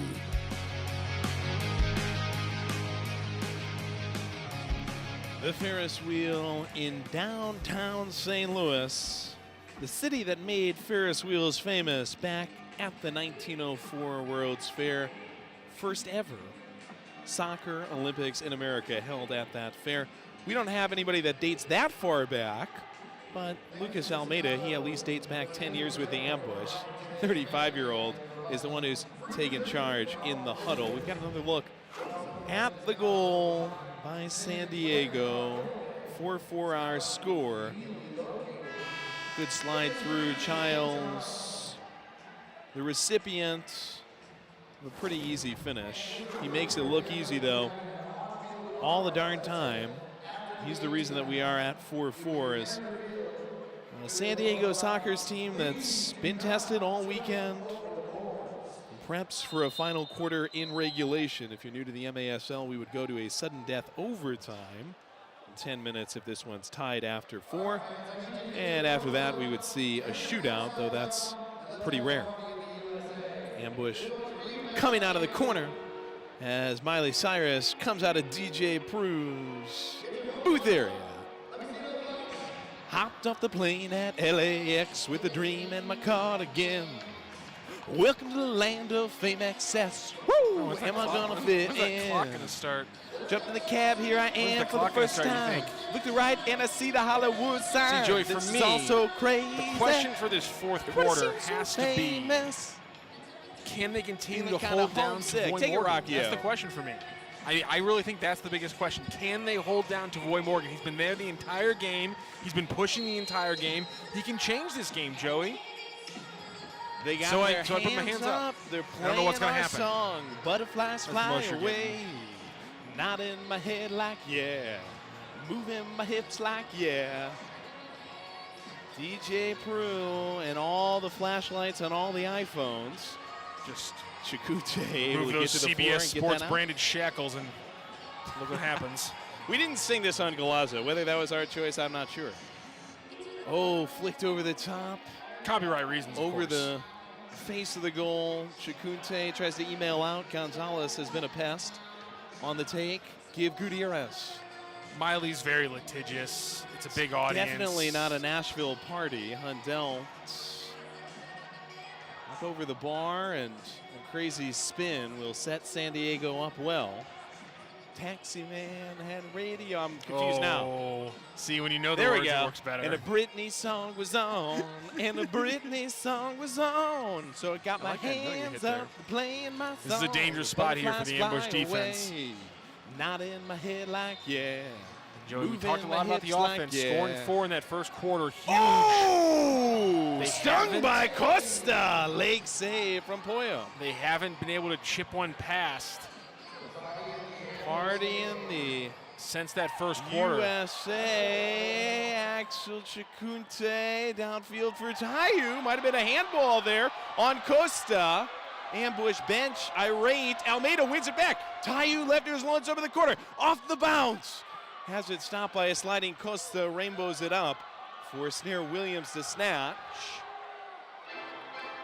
You got to give credit to the. I thought he touched that with a hand. Got to be credit to the soccer defense. You got to give credit also to Salvaggio and company for making the change to Snare Williams and shutting down the ambush in the last 2 quarters. Salazar! Oh, with the cuticles. Cortez. And I'm sure at this point in Pardo's career, he is able to take himself out of the game. I wonder if he said, hey, I just don't have it tonight. He was making some big-time mistakes. Ruggles too high. Really, I mean, the only last time we saw the goal, Tayu hammered that one and just kind of snuck it past him with pure strength and guile. And they've shut him down, Joey. Since then, they've shut him down. Shots on goal favoring the Sockers. Cortez sticks a foot in against Ruggles. And the ambush scored. NDI ladling. The ambush scored those 4 goals on 8 shots on goal. So they only tacked up even 5 shots on goal in the last 2+ quarters, Joey. So it's not even about the finishing. It's that the offense isn't generating the possession and then converting that into shots the way they were in that first quarter, and that could bite them. You had this game right in your grasp, and you just have failed to build on what was a very unexpected start. Leads of 2-0 and 4-2. We're now tied 4-4 as Araujo. He's made to kiss glass by Acosta. 12:21 to go in regulation. Great game, Ambush Sockers. They got to start generating some shots, though, Joey. And they got to be able to slow down this Soccer offense. Almeida was hoisted. SK bursts through, falls back, and gets kicked off of the ambush by Serta. You give this many talented players 30, 35 shots on goal, they will score a 5th goal at one point, Joey. So right now the numbers really breaking away from the ambush. They've got to turn this things around. A hot 6-7 minutes here where they can control this game like they did in the first. That's what's needed right now. They got to pull this one out. Still, though, with this injury-riddled roster, this Sockers team hasn't exactly been a behemoth in scoring. 6.5. No. It's a respectable number. It's about the defense with them. If we could keep them to 6. They squeeze the life out of you. Have you seen the last 35 minutes? They squeeze the life out of you. Empty the ketchup bottle. Leo blocked by Chikunte. These block shots have been massive for the ambush. Mo and Axel, Araujo, all the guys. Joey, that 33 shots on goal isn't affected by those block shots. So, I mean, we're talking about almost 50 times where the Sockers have tacked one up and put a shot, attempted, and the ambush still have only let in 4. Serta. Tipped by Araujo. Hundell treadmills to SK. SK gets through. Chile!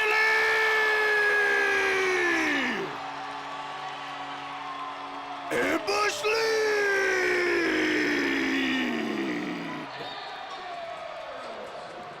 Do it all yourself. Chili Willie SK, if you saw the quick play on the back, Araujo got out quick, and they got Frank Thomas out as an outlet for Will SK. But Will SK just closes off that complete right side, takes it, lowers his shoulder, beats the man one-on-one, finds his space, and absolutely scorches one past the goalkeeper. What an incredible play for Chili Willie SK. What a goal to beat Xavier Sneer Williams. Incredible play. We were just talking about this offense, not able to crack through for over 30 minutes against this San Diego defense, and all they needed was a blitzing run from Chili Willie SK.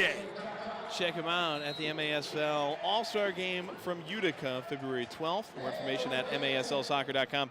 The game will be broadcast through CBS Sports. Golazo, go-ahead goal.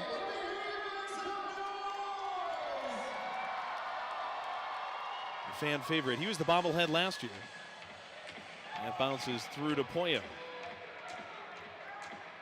Now the ambush back in the driver's seat. Have never trailed this evening, but have squandered a couple of multi-goal leads. I think 7 wins it tonight, Matt. Wow, there's a lot of goals. There's a lot of goals in our future in the next 10 minutes, Joey. Oh, I think something's about to give. Taiyu has it.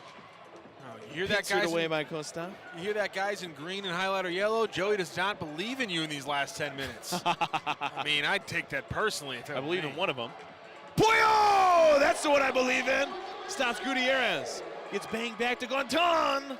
Stepping in front and staying in front, Briggs. He and the OMSI have it pinball around and get Mo's out. cramping. Mo is down. Yeah, he looks like he's just cramping up. Pollo checks on him.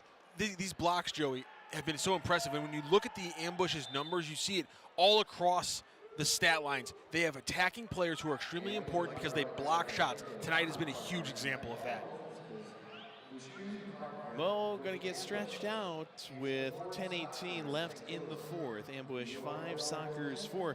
The Ambush are hosting family night again this season. For $125, you get 4 tickets, 4 hot dogs, 4 sodas, and a large popcorn. The next family night with the Ambush is on Friday, March 7th.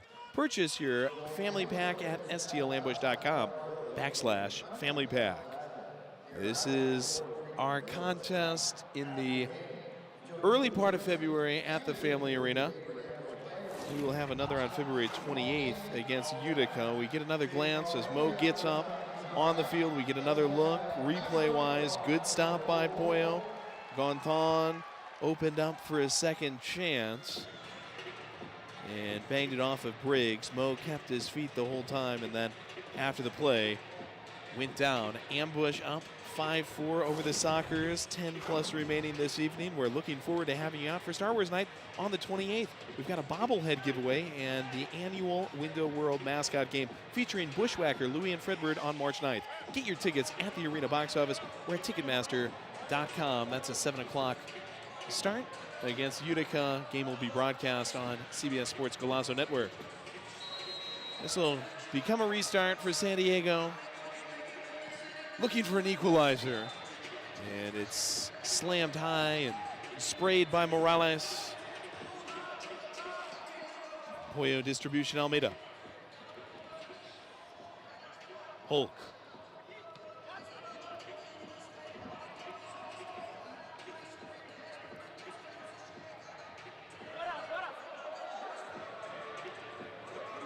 Pollo pulling up in a utilitarian way. Fed Michaud. Headed down by Gutierrez. Resurrected by Hundell. Shot by Michaud just wide. Gutierrez thankful to hamster the rebound attempt away. Thomas against, to Michaud against Gonton. Back to Thomas from Duca. Wide again. Almeida. Settled for the volley. Now tries again. Blasts it into Snare Williams' gloves. Sent out around Thomas. Gonton off the races with Morales. Hundelt back to Duca, gets back. Gonton rolls it, wanted Leo. Almeida disrupts. Cerda pushes it back to Gonton, slowed down with Ruggles. 9 to go. Off the wall, Pollo. Stretch arm strong, gets a piece. Whoa, Joey, come on. Go with the times, Mr. Fantastic. Morales sent it through. Now the Sockers win it back. Good work by Michaud to make it fuzzy against Mendez. He is whistled for the foul, but that's not the worst of all possible worlds. Trying to keep us on our toes. Michaud's cramping up too. He's getting stretched out on the bench though by Mo NDI. Well, he knows something about it. Yeah, doesn't he though? Two guys who have pretty much overlapped in their 2 stints with the Ambush. 8.5. Mendez turn.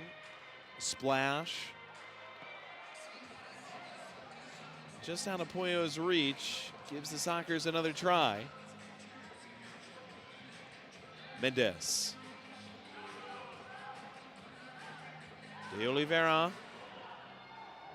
Down to Mendez, running baseline, back to De Oliveira, just misses.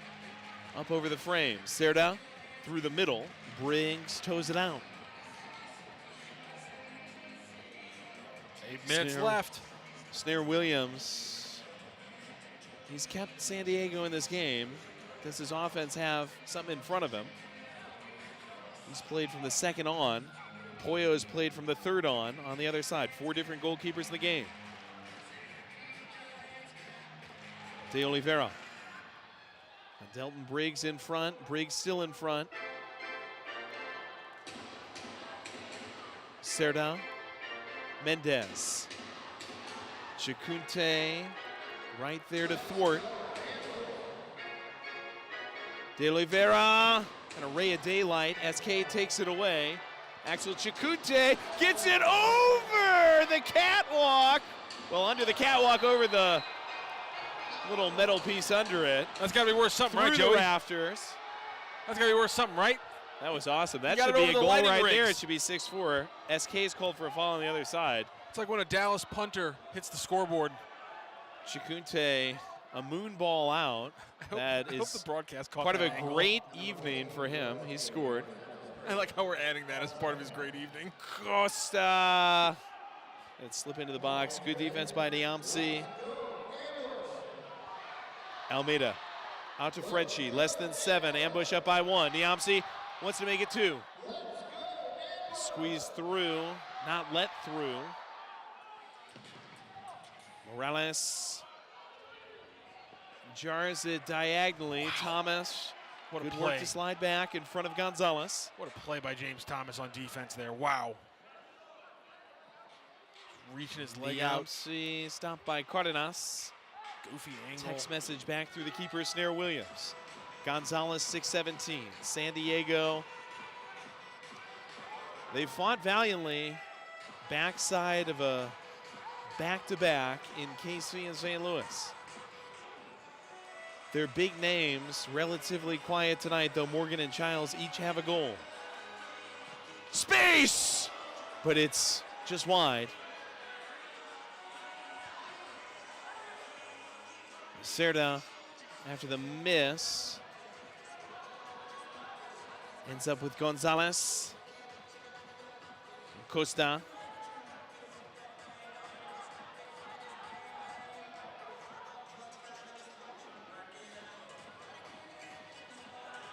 Tension building. This is Morales. Morales, who just had that shot wide with 5:20. Gutierrez. Costa. Cardenas working in front of Pollo. Costa. Sending through. Perfect anticipation from Pollo. Clean take. Fans appreciate. Salazar off the header by Gonzalez. Salazar! Diving save from Pollo! Charlie Gonzalez back! Whoa! Salazar! Falling down and winging it across the face of goal, too high and out of play. Pancho Salazar has been a big part of the game today for San Diego, but just barely missing it. We've got a BJC Healthcare timeout. Ambush up 5-4, 4:45 to go.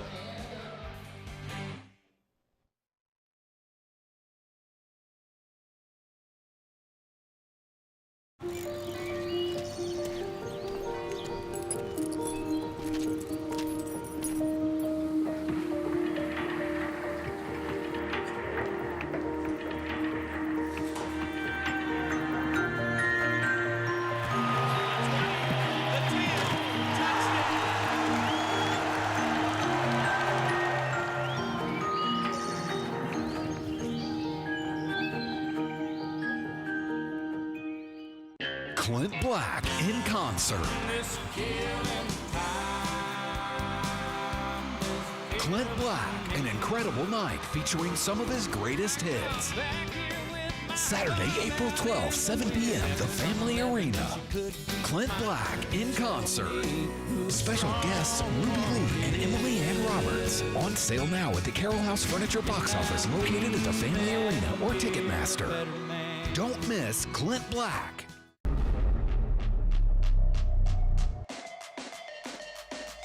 Restore Chesterfield is the official wellness and recovery center for your St. Louis Ambush. We offer cryotherapy, IV drips, hyperbaric oxygen, and so much more. Bring your ticket stub and receive one free core service. See you soon, and go Ambush!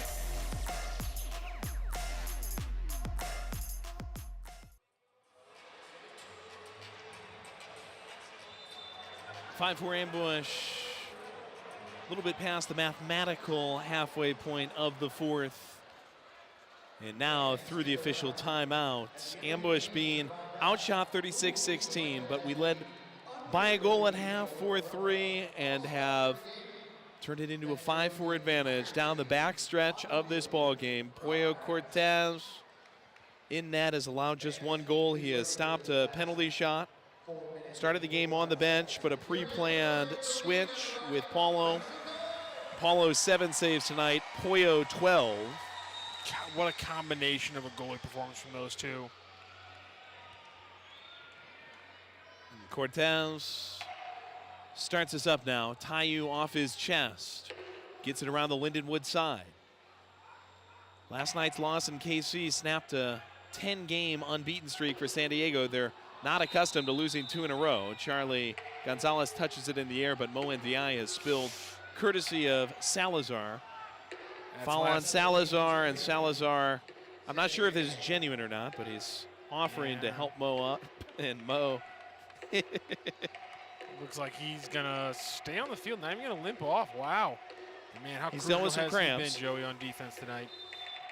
Accepts the hand from Salazar, who now stays close to the ball. Restarts, set pieces, huge for the ambush. Ooh, Snare Williams! Did he chase it out of the box? Did he chase it out of the box? They'll say Oh, no. that ball came over the line, Joey. He built a bird's nest around it. That ball came over the line, and the red flag says they think so too. Is a challenge. Snare Williams misplayed it.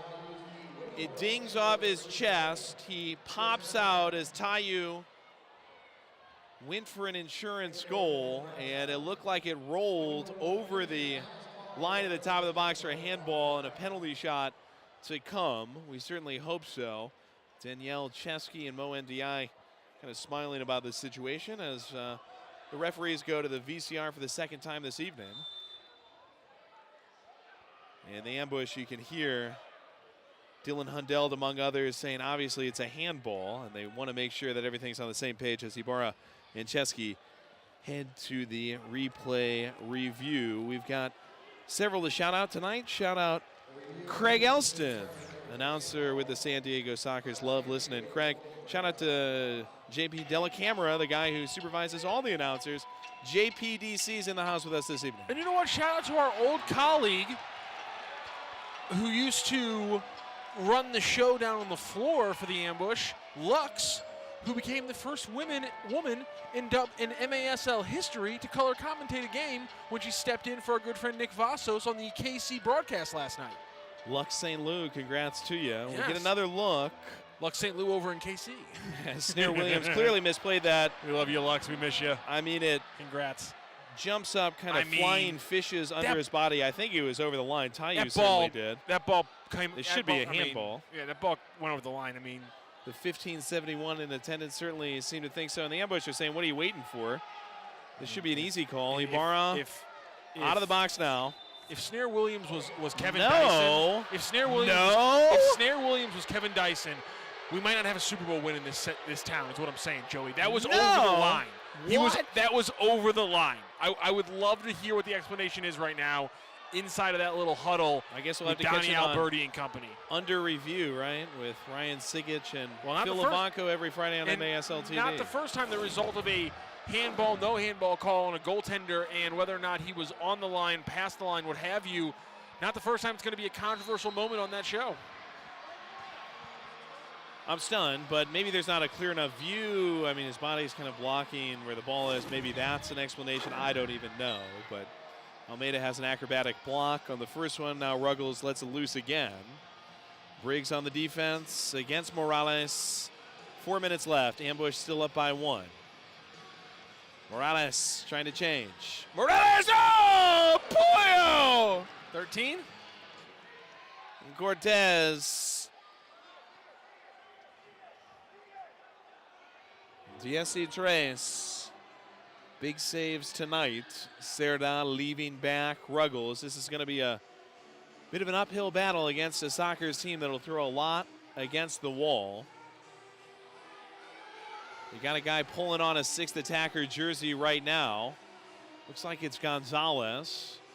And the keeper, Snare Williams, after escaping being maybe the goat of the game, I mean goat in a bad way, by misplaying that ball, he goes to the bench temporarily. It is Gonzalez in that pink long sleeve jersey.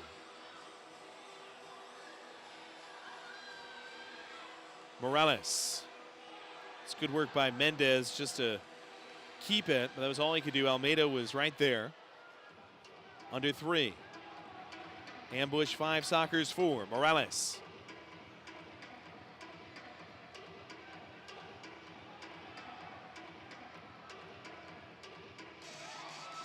Point out, Joey, you talk about how the ambush or how the Sockers, one of the best power play teams. Obviously, this is a little bit different, but still man-up situation. The ambush, one of the best man-down teams in the league, 3rd in the league in penalty kill. So, a little different situation, but still. Oh, down low, they'll tie it. Morales waiting back stick and gets it in the mousetrap. It's deflected by Pollo, but does bounce home. 2:28. They use the pink jersey, and I think these boos are directed to the referee and crew. This is really a 2-goal swing by not getting the handball call. And then Morales making it 5-5 on the other end shortly thereafter. Ambush had overloaded the right side of the defense. So all you had to do, get your extra man, play it to the backside, the weak side where no Ambush player was really playing on that side of the field. It was all strong side over on the opposite side, play it over to the backside of the post. And he's able to beat Pollo, who's almost, I mean, Pollo was this close to stopping that one. Would have been maybe the most impressive save of the night. Now the Ambush have 2.5 minutes to try to close this one out in regulation. Obviously, one. You love it, the plays that he's made, the saves he's made, but you knew the luck eventually would run out with just the sheer deluge of goals. 38th shots. 38th shot on goal for Not the fifth really goal of the night. A deluge of goals on either side. This is not a particularly high indoor score. Duduka wants to go real quick. 38 shots on goal. The Ambush scored their 5th goal on their 15th shot on goal. It took the Sockers 38 shots on goal to get number 5. De Oliveira in front of Mo. Restart Ambush. Ruggles, as that went nowhere. Thomas moving the other way. Gutierrez, the long ball. Tristan Austin getting significant minutes late, heads it away. Really interesting that we haven't seen Tristan Austin really at all in the first 3 quarters. Now he's getting an extended shift. Mendez. By the way, Joey, we haven't mentioned it because the Sockers have controlled a lot of the games since the start, but 3 a.m. bus in, short schedule, back-to-back games. Late in this game, does an overtime period, does it break in the Ambush's favor? After the Almeida foul, De Oliveira gets it to the top of the bow. I'm not sure the Ambush are quite ready. Luckily, yeah, he used his arm to play that one. It ends up as a thwarted attempt. There's a challenge flag on the field. San Diego has maintained its challenge after throwing it earlier in the game. And I'm wondering about a potential handball here. They're going to review. 1:47 left in regulation. 5-5. It's been announced as too many men as the review. Did the Ambush get caught here? Did the Ambush get caught coming off the bench? Was it 6 on the field as they started kind of by surprise? And there's a play on the ground as well as Almeida tried to get in front of Leo De Oliveira, or I should say Thomas tried to get in front of him.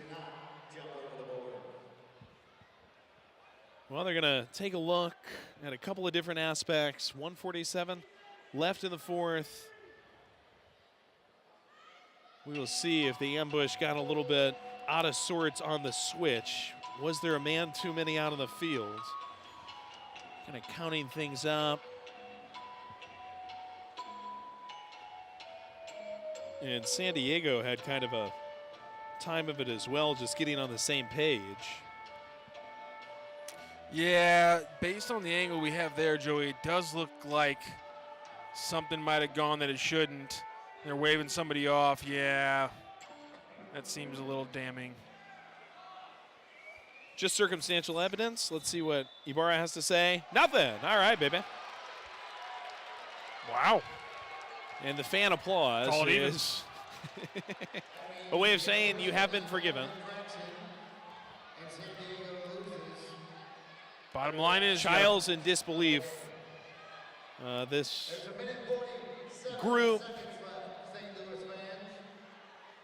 that has come a long way from San Diego. Phil Salvaggio's team with Shiki Luna and the rest. I mean, Shiki Luna, the best dressed coach in the league. They are a bunch that gets to where they are by winning tight games. They thought a call should go their way, and maybe a little gamesmanship, thinking they could sneak it in. They find themselves still tied. $1.30 left in the change jar. De Oliveira. Less of a trying to sneak it in and more. I think Morgan posting up against Thomas. Puyo gets a little bit of the glove to it. Morgan rescues. Costa dance move against SK. Cross field to Leonel Morales. Pulls the string. Luckily belts it high. 73 seconds left in a 5-5 game. Good job by the Ambush there. Throw bodies in front of him. Force a bad shot. Had to do it. They've done a good job of switching sides in the Ambush when they play so heavy to one side. Again, 2 Sockers that time standing on the weak side with space to maneuver. Sudden death overtime lurking. Briggs wildly. Morales on the settle out of the circle. Austin goes down. No offensive foul coming. Mendez refeed Morales. Toss him like a sack of potatoes. Gets his space against Almeida. Sends it through the middle. Gutierrez. And a pop off the body falls for a Hundelt. Fire axes it out. 48 seconds. And the clock has stopped. Foul on the Sockers. Ambush, a free kick in the back. Mo comes back for it with Mendez closest to the ball. Handball on Mendez on the clearance by Hundelt. And Mo is going to call time. Ambush going to get on the same page. Well, you have Tayu, who is positioned front of the field as you'd expect. How can you get a window for Frank and get a potential game winner? I think so far it's been presented as you as the long ball has been the way to get the quick offense against this soccer team. And again, a little bit long in the legs of this soccer team, a little bit tired considering all the traveling. And so I say that's the play right now. You get a quick turnover, you get a long ball to Frank Tayu, spread out and stretch this defense, particularly get a guy like Tristan Austin, who's young, who's got a lot of energy, hasn't been playing a lot tonight. Get a guy like Will Eskay, who's always ready to outrun a team. Get those guys running off of that on the backside so that Frank has an outlet. That's how you score a goal. Two teams will meet again March 7th. Will it be a chance for a season sweep for the Ambush? Will this be the 4th victory in 5 games ever against the San Diego Sockers? A lot of questions. The Ambush fighting for a playoff position, and a game like this that feels extremely winnable. A game in which the team has had a 2-0 lead and a 4-2 lead and a 5-4 lead. Never trailed, have performed well against a somewhat beleaguered and fatigued Sockers team, but it feels like a game we should win, especially in front of the alumni. All these great St. Louis Ambush alums, Daryl Duran, Mark Moser, our good friend Matt Kimball, who is up here at the start of the half, and plenty more, Kevin Hundelt. Great to see these guys out here as the Ambush try to stay in the playoff picture right now. In 8th, 11 points. Going to 14 would be incredible. You get 2 if you win in overtime, 1 if you just get there. The Sockers in 4th, technically right now, though a win tonight would put them back in 2nd. They own 28 points. Everybody chasing their next opponent, Chihuahua, which is at 37. Snare Williams in net on the other side. Out of the timeout, called by the Ambush. Mo NDI into the corner. Ibarra's whistle. We go. Mo just over Tayu's head. Clip to the board, SK. Dancing against a double team. Wedged away from him. Cardenas and Costa get it to De Oliveira. SK slips. Cross field, Costa. Under 30. Costa wiggles by Almeida. Pulls it back against Mo. Takes a shot. Wide of the pink. Tries to rescue it as SK popped it up. Ends up out of play. Goalkeeper distribution for the Ambush. 21 seconds left. 5-5. Gabriel Costa continues trying to build on a talented young career. What a play that would have been. Catapult by Pollo. Wanted Tayu, shouldered away. Mendez, no nonsense. 10 seconds. Oh, no. Mo tries to bust it up. Hits off Costa outside to Mendez. Fronted by Hundelt. Less than 10. Leo outside the gold line. Makes space. 3 seconds. A shot. Big time block. El Abuelo. Lucas Almeida sends it to overtime. Cardenas trying to get his attention on the way off the field. That's a huge block from Almeida and fires us up, going to a 10-minute sudden death overtime period. Ambush 5, San Diego Sockers 5. Extra soccer on the way right after this on MASL TV.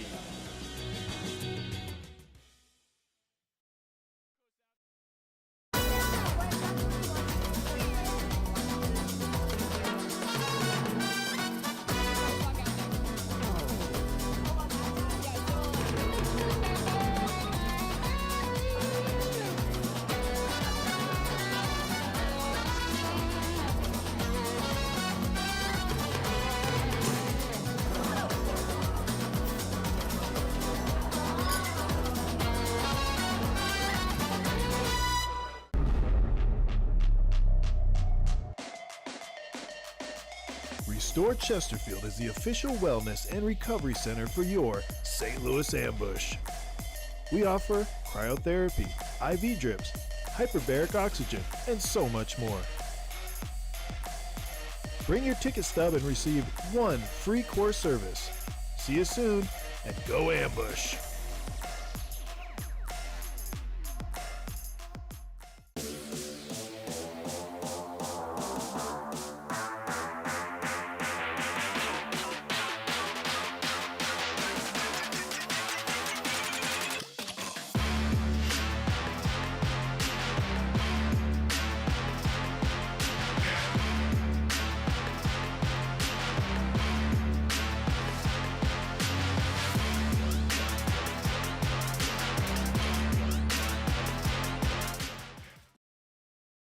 The wait is over. The 2025 MASL season is here. Bigger and better than ever. Get ready for high-speed action, jaw-dropping goals, and fierce competition as your favorite teams battle it out on the field. With intense rivalries, unforgettable moments, and new stars rising, the MASL delivers excitement every week. Get your tickets now and be part of the excitement, because this season, the action is non-stop.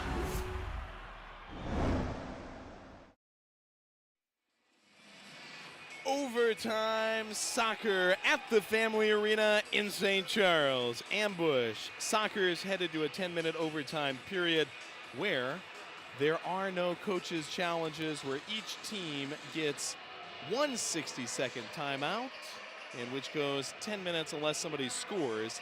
After that, we'd have a shootout of 3 shooters minimum for each team.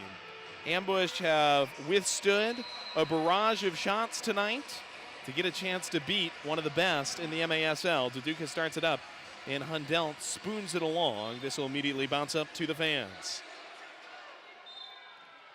Going to be interesting to see the Ambush or the Sockers make any change. Who's your players here? Do we see any of the older Sockers, maybe those who've had the longest runs over the last 24, 48 hours? Do they maybe see more of the bench? Moving it well already. Moving with De Oliveira. Shot. Oh, he almost ended it right there. Gonzalez, who's been a threat all evening, takes it off the boards.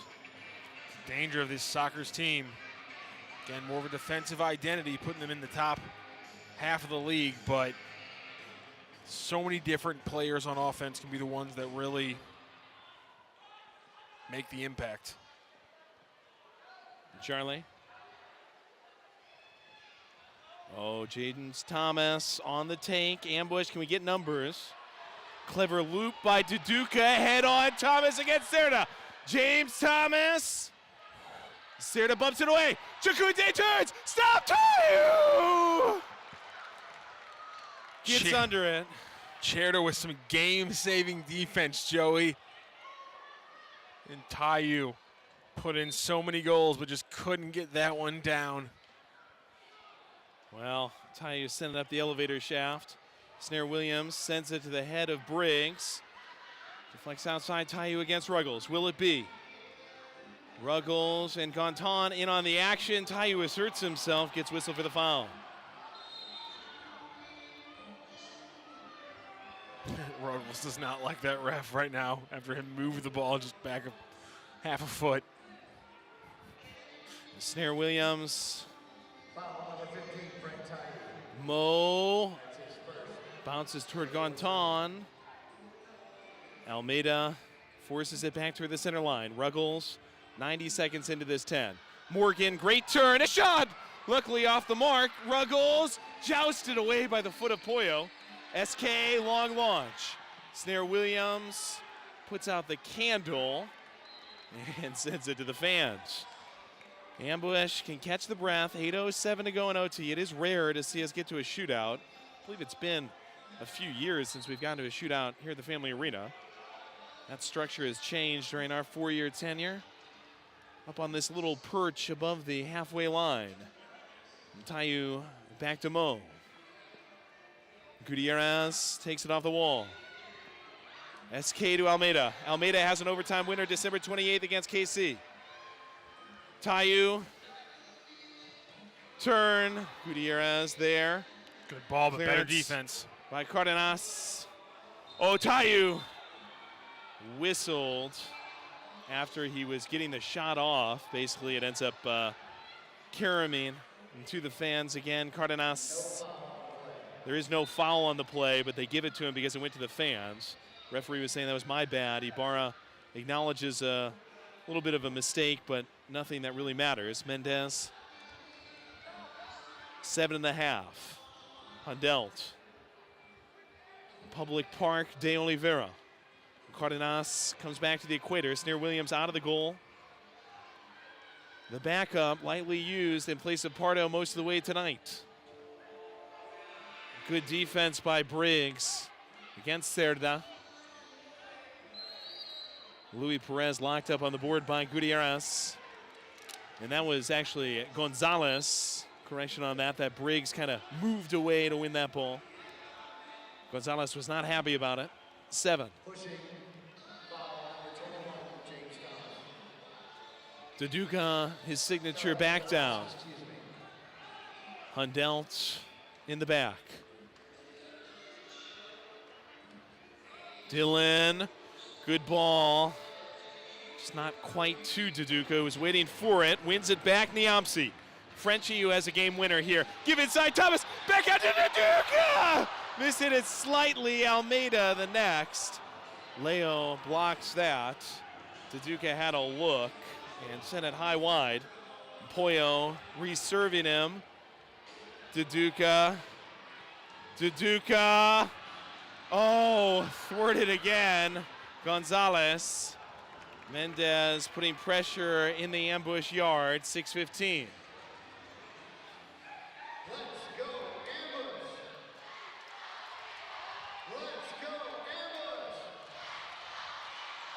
Almeida, Chile splashes, almost an own goal. Snare Williams, grateful as that ball ballooned off of Cerda. Gonzalez, over the top, Morgan, slightly loose. Luckily, it walks the tightrope and comes down on the audience side. What an overtime period so far, getting close to a potential halfway point. Mo NDI with the score is still 5-5. Looping SK, chesting Almeida as it get away. Flutters to the fans. You can tell both teams are just battling. What a game. Ruggles, Morgan. Cardenas pulls it to Gontan. Gontan sliding Cerda, easy save, Pollo. Gets down on the parquet. Mo trots it. NDI. Stolen away by Mendez with a little help from Gontan. Costa to Mendez. Mendez, left foot, he scores! San Diego. They'll get 2 points tonight.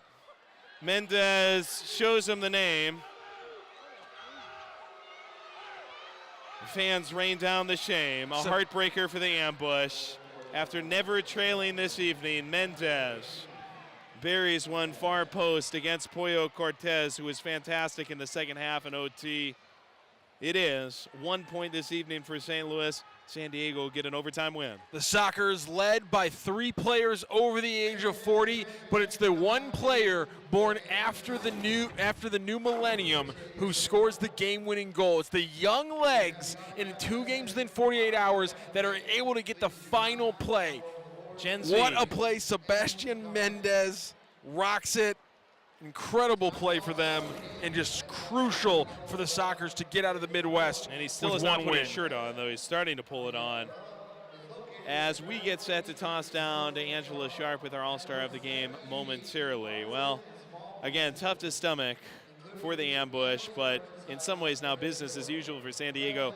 11 overall wins on the season, and their last 2 wins have come in overtime. They also won 4-3 last weekend in OT at home against Tacoma. Ambush, you wish we had more to show for it because it is, I think, one of the best games of the season and really one of the best games I think this team has played over the last couple of years at the Family Arena. You think back, though, on Tayu and Duduka at the outset of overtime. not being able to capitalize in front of the goal. Now, they're flying all over. They were making it very difficult and deep, but I'm sure there's a bit of regret that we couldn't score somewhere in those first 4.5 minutes. Yeah, and I think that extends, Joey, really to the middle 39, 40 minutes of the game, where you open up with 4 goals in the first quarter, and then you get shut out for the second and third quarters. And obviously you get that 5th one in the 4th before they tie it back up. But that's the biggest thing. It's going to be the scoring droughts that you look at, because we talked about it with Coach Alberti before the game. How do you fix the offense in the first quarter? They did that, Joey. I didn't think that would be the biggest and the easiest solve, and then there'd be all these other things the Ambush would have to overcome tonight, but that turned out to be the easiest thing. 4 goals in the first quarter after only scoring 5 the entire season up to this point. An incredible turnaround. We've got Angela Sharp on the field with our Under the Yellow Umbrella all-star of the game, Rafa Araujo. Hey, I am down here with Mr. Araujo. I got to tell you, watching this game, the questions have gotten different because I really thought we were going to have a positive outcome there. Didn't quite work out in your guys' favor, but what were some of the highlights? What are some of the things that worked for you guys tonight? I mean, obviously the result was unfortunate, but we showed that we can compete against anybody. San Diego is one of the best teams in the league, but we took it to them. You know, unfortunate when you get to overtime, you know, it's like a coin flip. You can go either way, and unfortunately it didn't go our way today. I mean, that was a hard-fought game. That was a back-and-forth, hard-fought game. What are some of those, you know, when we're challenging plays, right? Does that kill the momentum or help the momentum, or does it matter if you're challenging or not? I mean, if the challenge is successful, it helps. I mean, unfortunately, it didn't go our way today. You guys saw the replay, but it is what it is. It is what it is. And now I'm going to ask you some of those questions I had in my pocket when I thought the game was going to go better. My question was going to be, what is a song in your playlist that gets you hyped up for the game? Carnival by Kanye West. Is that the song? It's the song. That's your song that gets you hyped up. Is there a kind of a more embarrassing song in that playlist? Not that I can think of. Oh, not that he's willing to tell us. Do you have any kind of superstitions to get ready for game days? Used to, not anymore. Not anymore. All right, what are we going to take from today's game into our next game? I mean, just keep the battle, keep battling. You know, it doesn't matter who we play. We have a tough schedule, but as we showed today, we can play against anybody in the league, and we need to start getting these wins because we want to get to the playoffs. Absolutely want to get to the playoffs. Now, today is an autograph signing day, so I know it's kind of a downer on the overtime loss there, but you're going to meet all of your Ambush fans are going to come up. What is that like for you? We are nothing without them. You know, all the support is what we thrive. So we want to thank the fans for always coming and supporting us. It was definitely, thank you very much. I'm going to let you get ready so you can get ready for that autograph. And don't forget, fans, you guys can come down here on the field in just a little while, but you have to go around. You have to go the right way. Thanks so much. Thank you, Angela, and looking forward to seeing you down on the field as the players sign the Sumner 1 posters and the alumni stick around for a little post-game party. We'll also have a post-game party at Hot Shots. We'll tell you more about that on the other side of this break. It's St. Louis Ambush Soccer on MASL TV.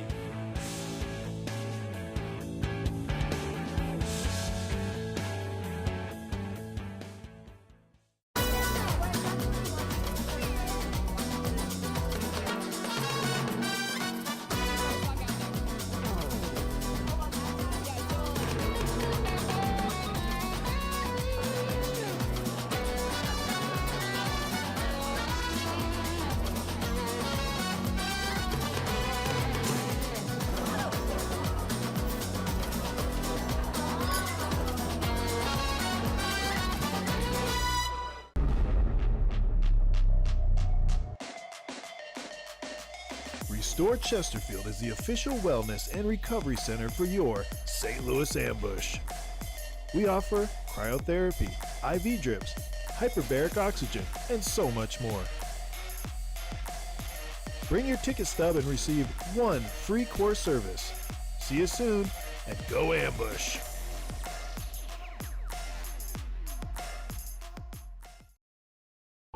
The wait is over. The 2025 MASL season is here. Bigger and better than ever. Get ready for high-speed action, jaw-dropping goals, and fierce competition as your favorite teams battle it out on the field. With intense rivalries, unforgettable moments, and new stars rising, the MASL delivers excitement every week.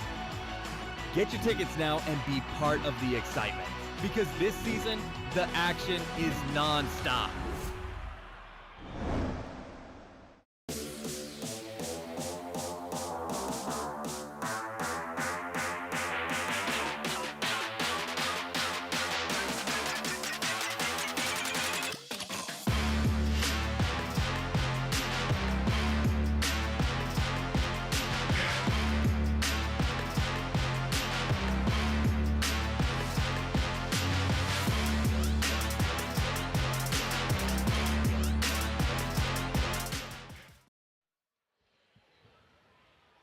St. Louis Ambush fall in overtime.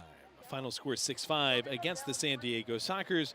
Ambush faced 43 shots in this game, blocked 15 of them between Paulo and Pollo. 22 saves. Each team had a power play. Unfortunately, San Diego capitalized on theirs. Childs scored once, Morgan scored once, Mendez had the game winner. Ultimately, the Ambush, who got goals from SK, Tayu, Hundelt, Chikunte, and more, just could not quite pull this out. Chikunte got the early goal. Araujo, our star of the game, took one away from Pardo after a bad blunder. Tayu scored. Ambush had control of the game in the first quarter with 4 goals, including that one from Dylan Hundelt. He came flopping through to score, and the Ambush just did not quite have it to that extent in the second half, despite 1 goal from Will SK. Mendez in the end won it in overtime for San Diego. February 12th is the All-Star game in Utica. Will SK will be part of that, as will Dylan Hundelt, just added to the MASL All-Star roster. Check it out, CBS Sports Golazo on February 12th. Ambush will be back in action February 16th, 4 p.m. at Kansas City. We will be back here 7 o'clock February 28th, CBS Sports Golazo against Utica. We'll have Mark Moser with us then. Thank you to him. Thank you to all of our alumni, Matt Kimball, Shelley Clark, and Jeff Locker, the ownership group, John Elam, and his entire crew in the production room. Thanks so much, guys. And for my partner, Matt Rocchio, I'm Joey Zanaboni saying we're about to go get some autographs from St. Louis Ambush players past and present. This has been St. Louis Ambush Soccer on MASL TV.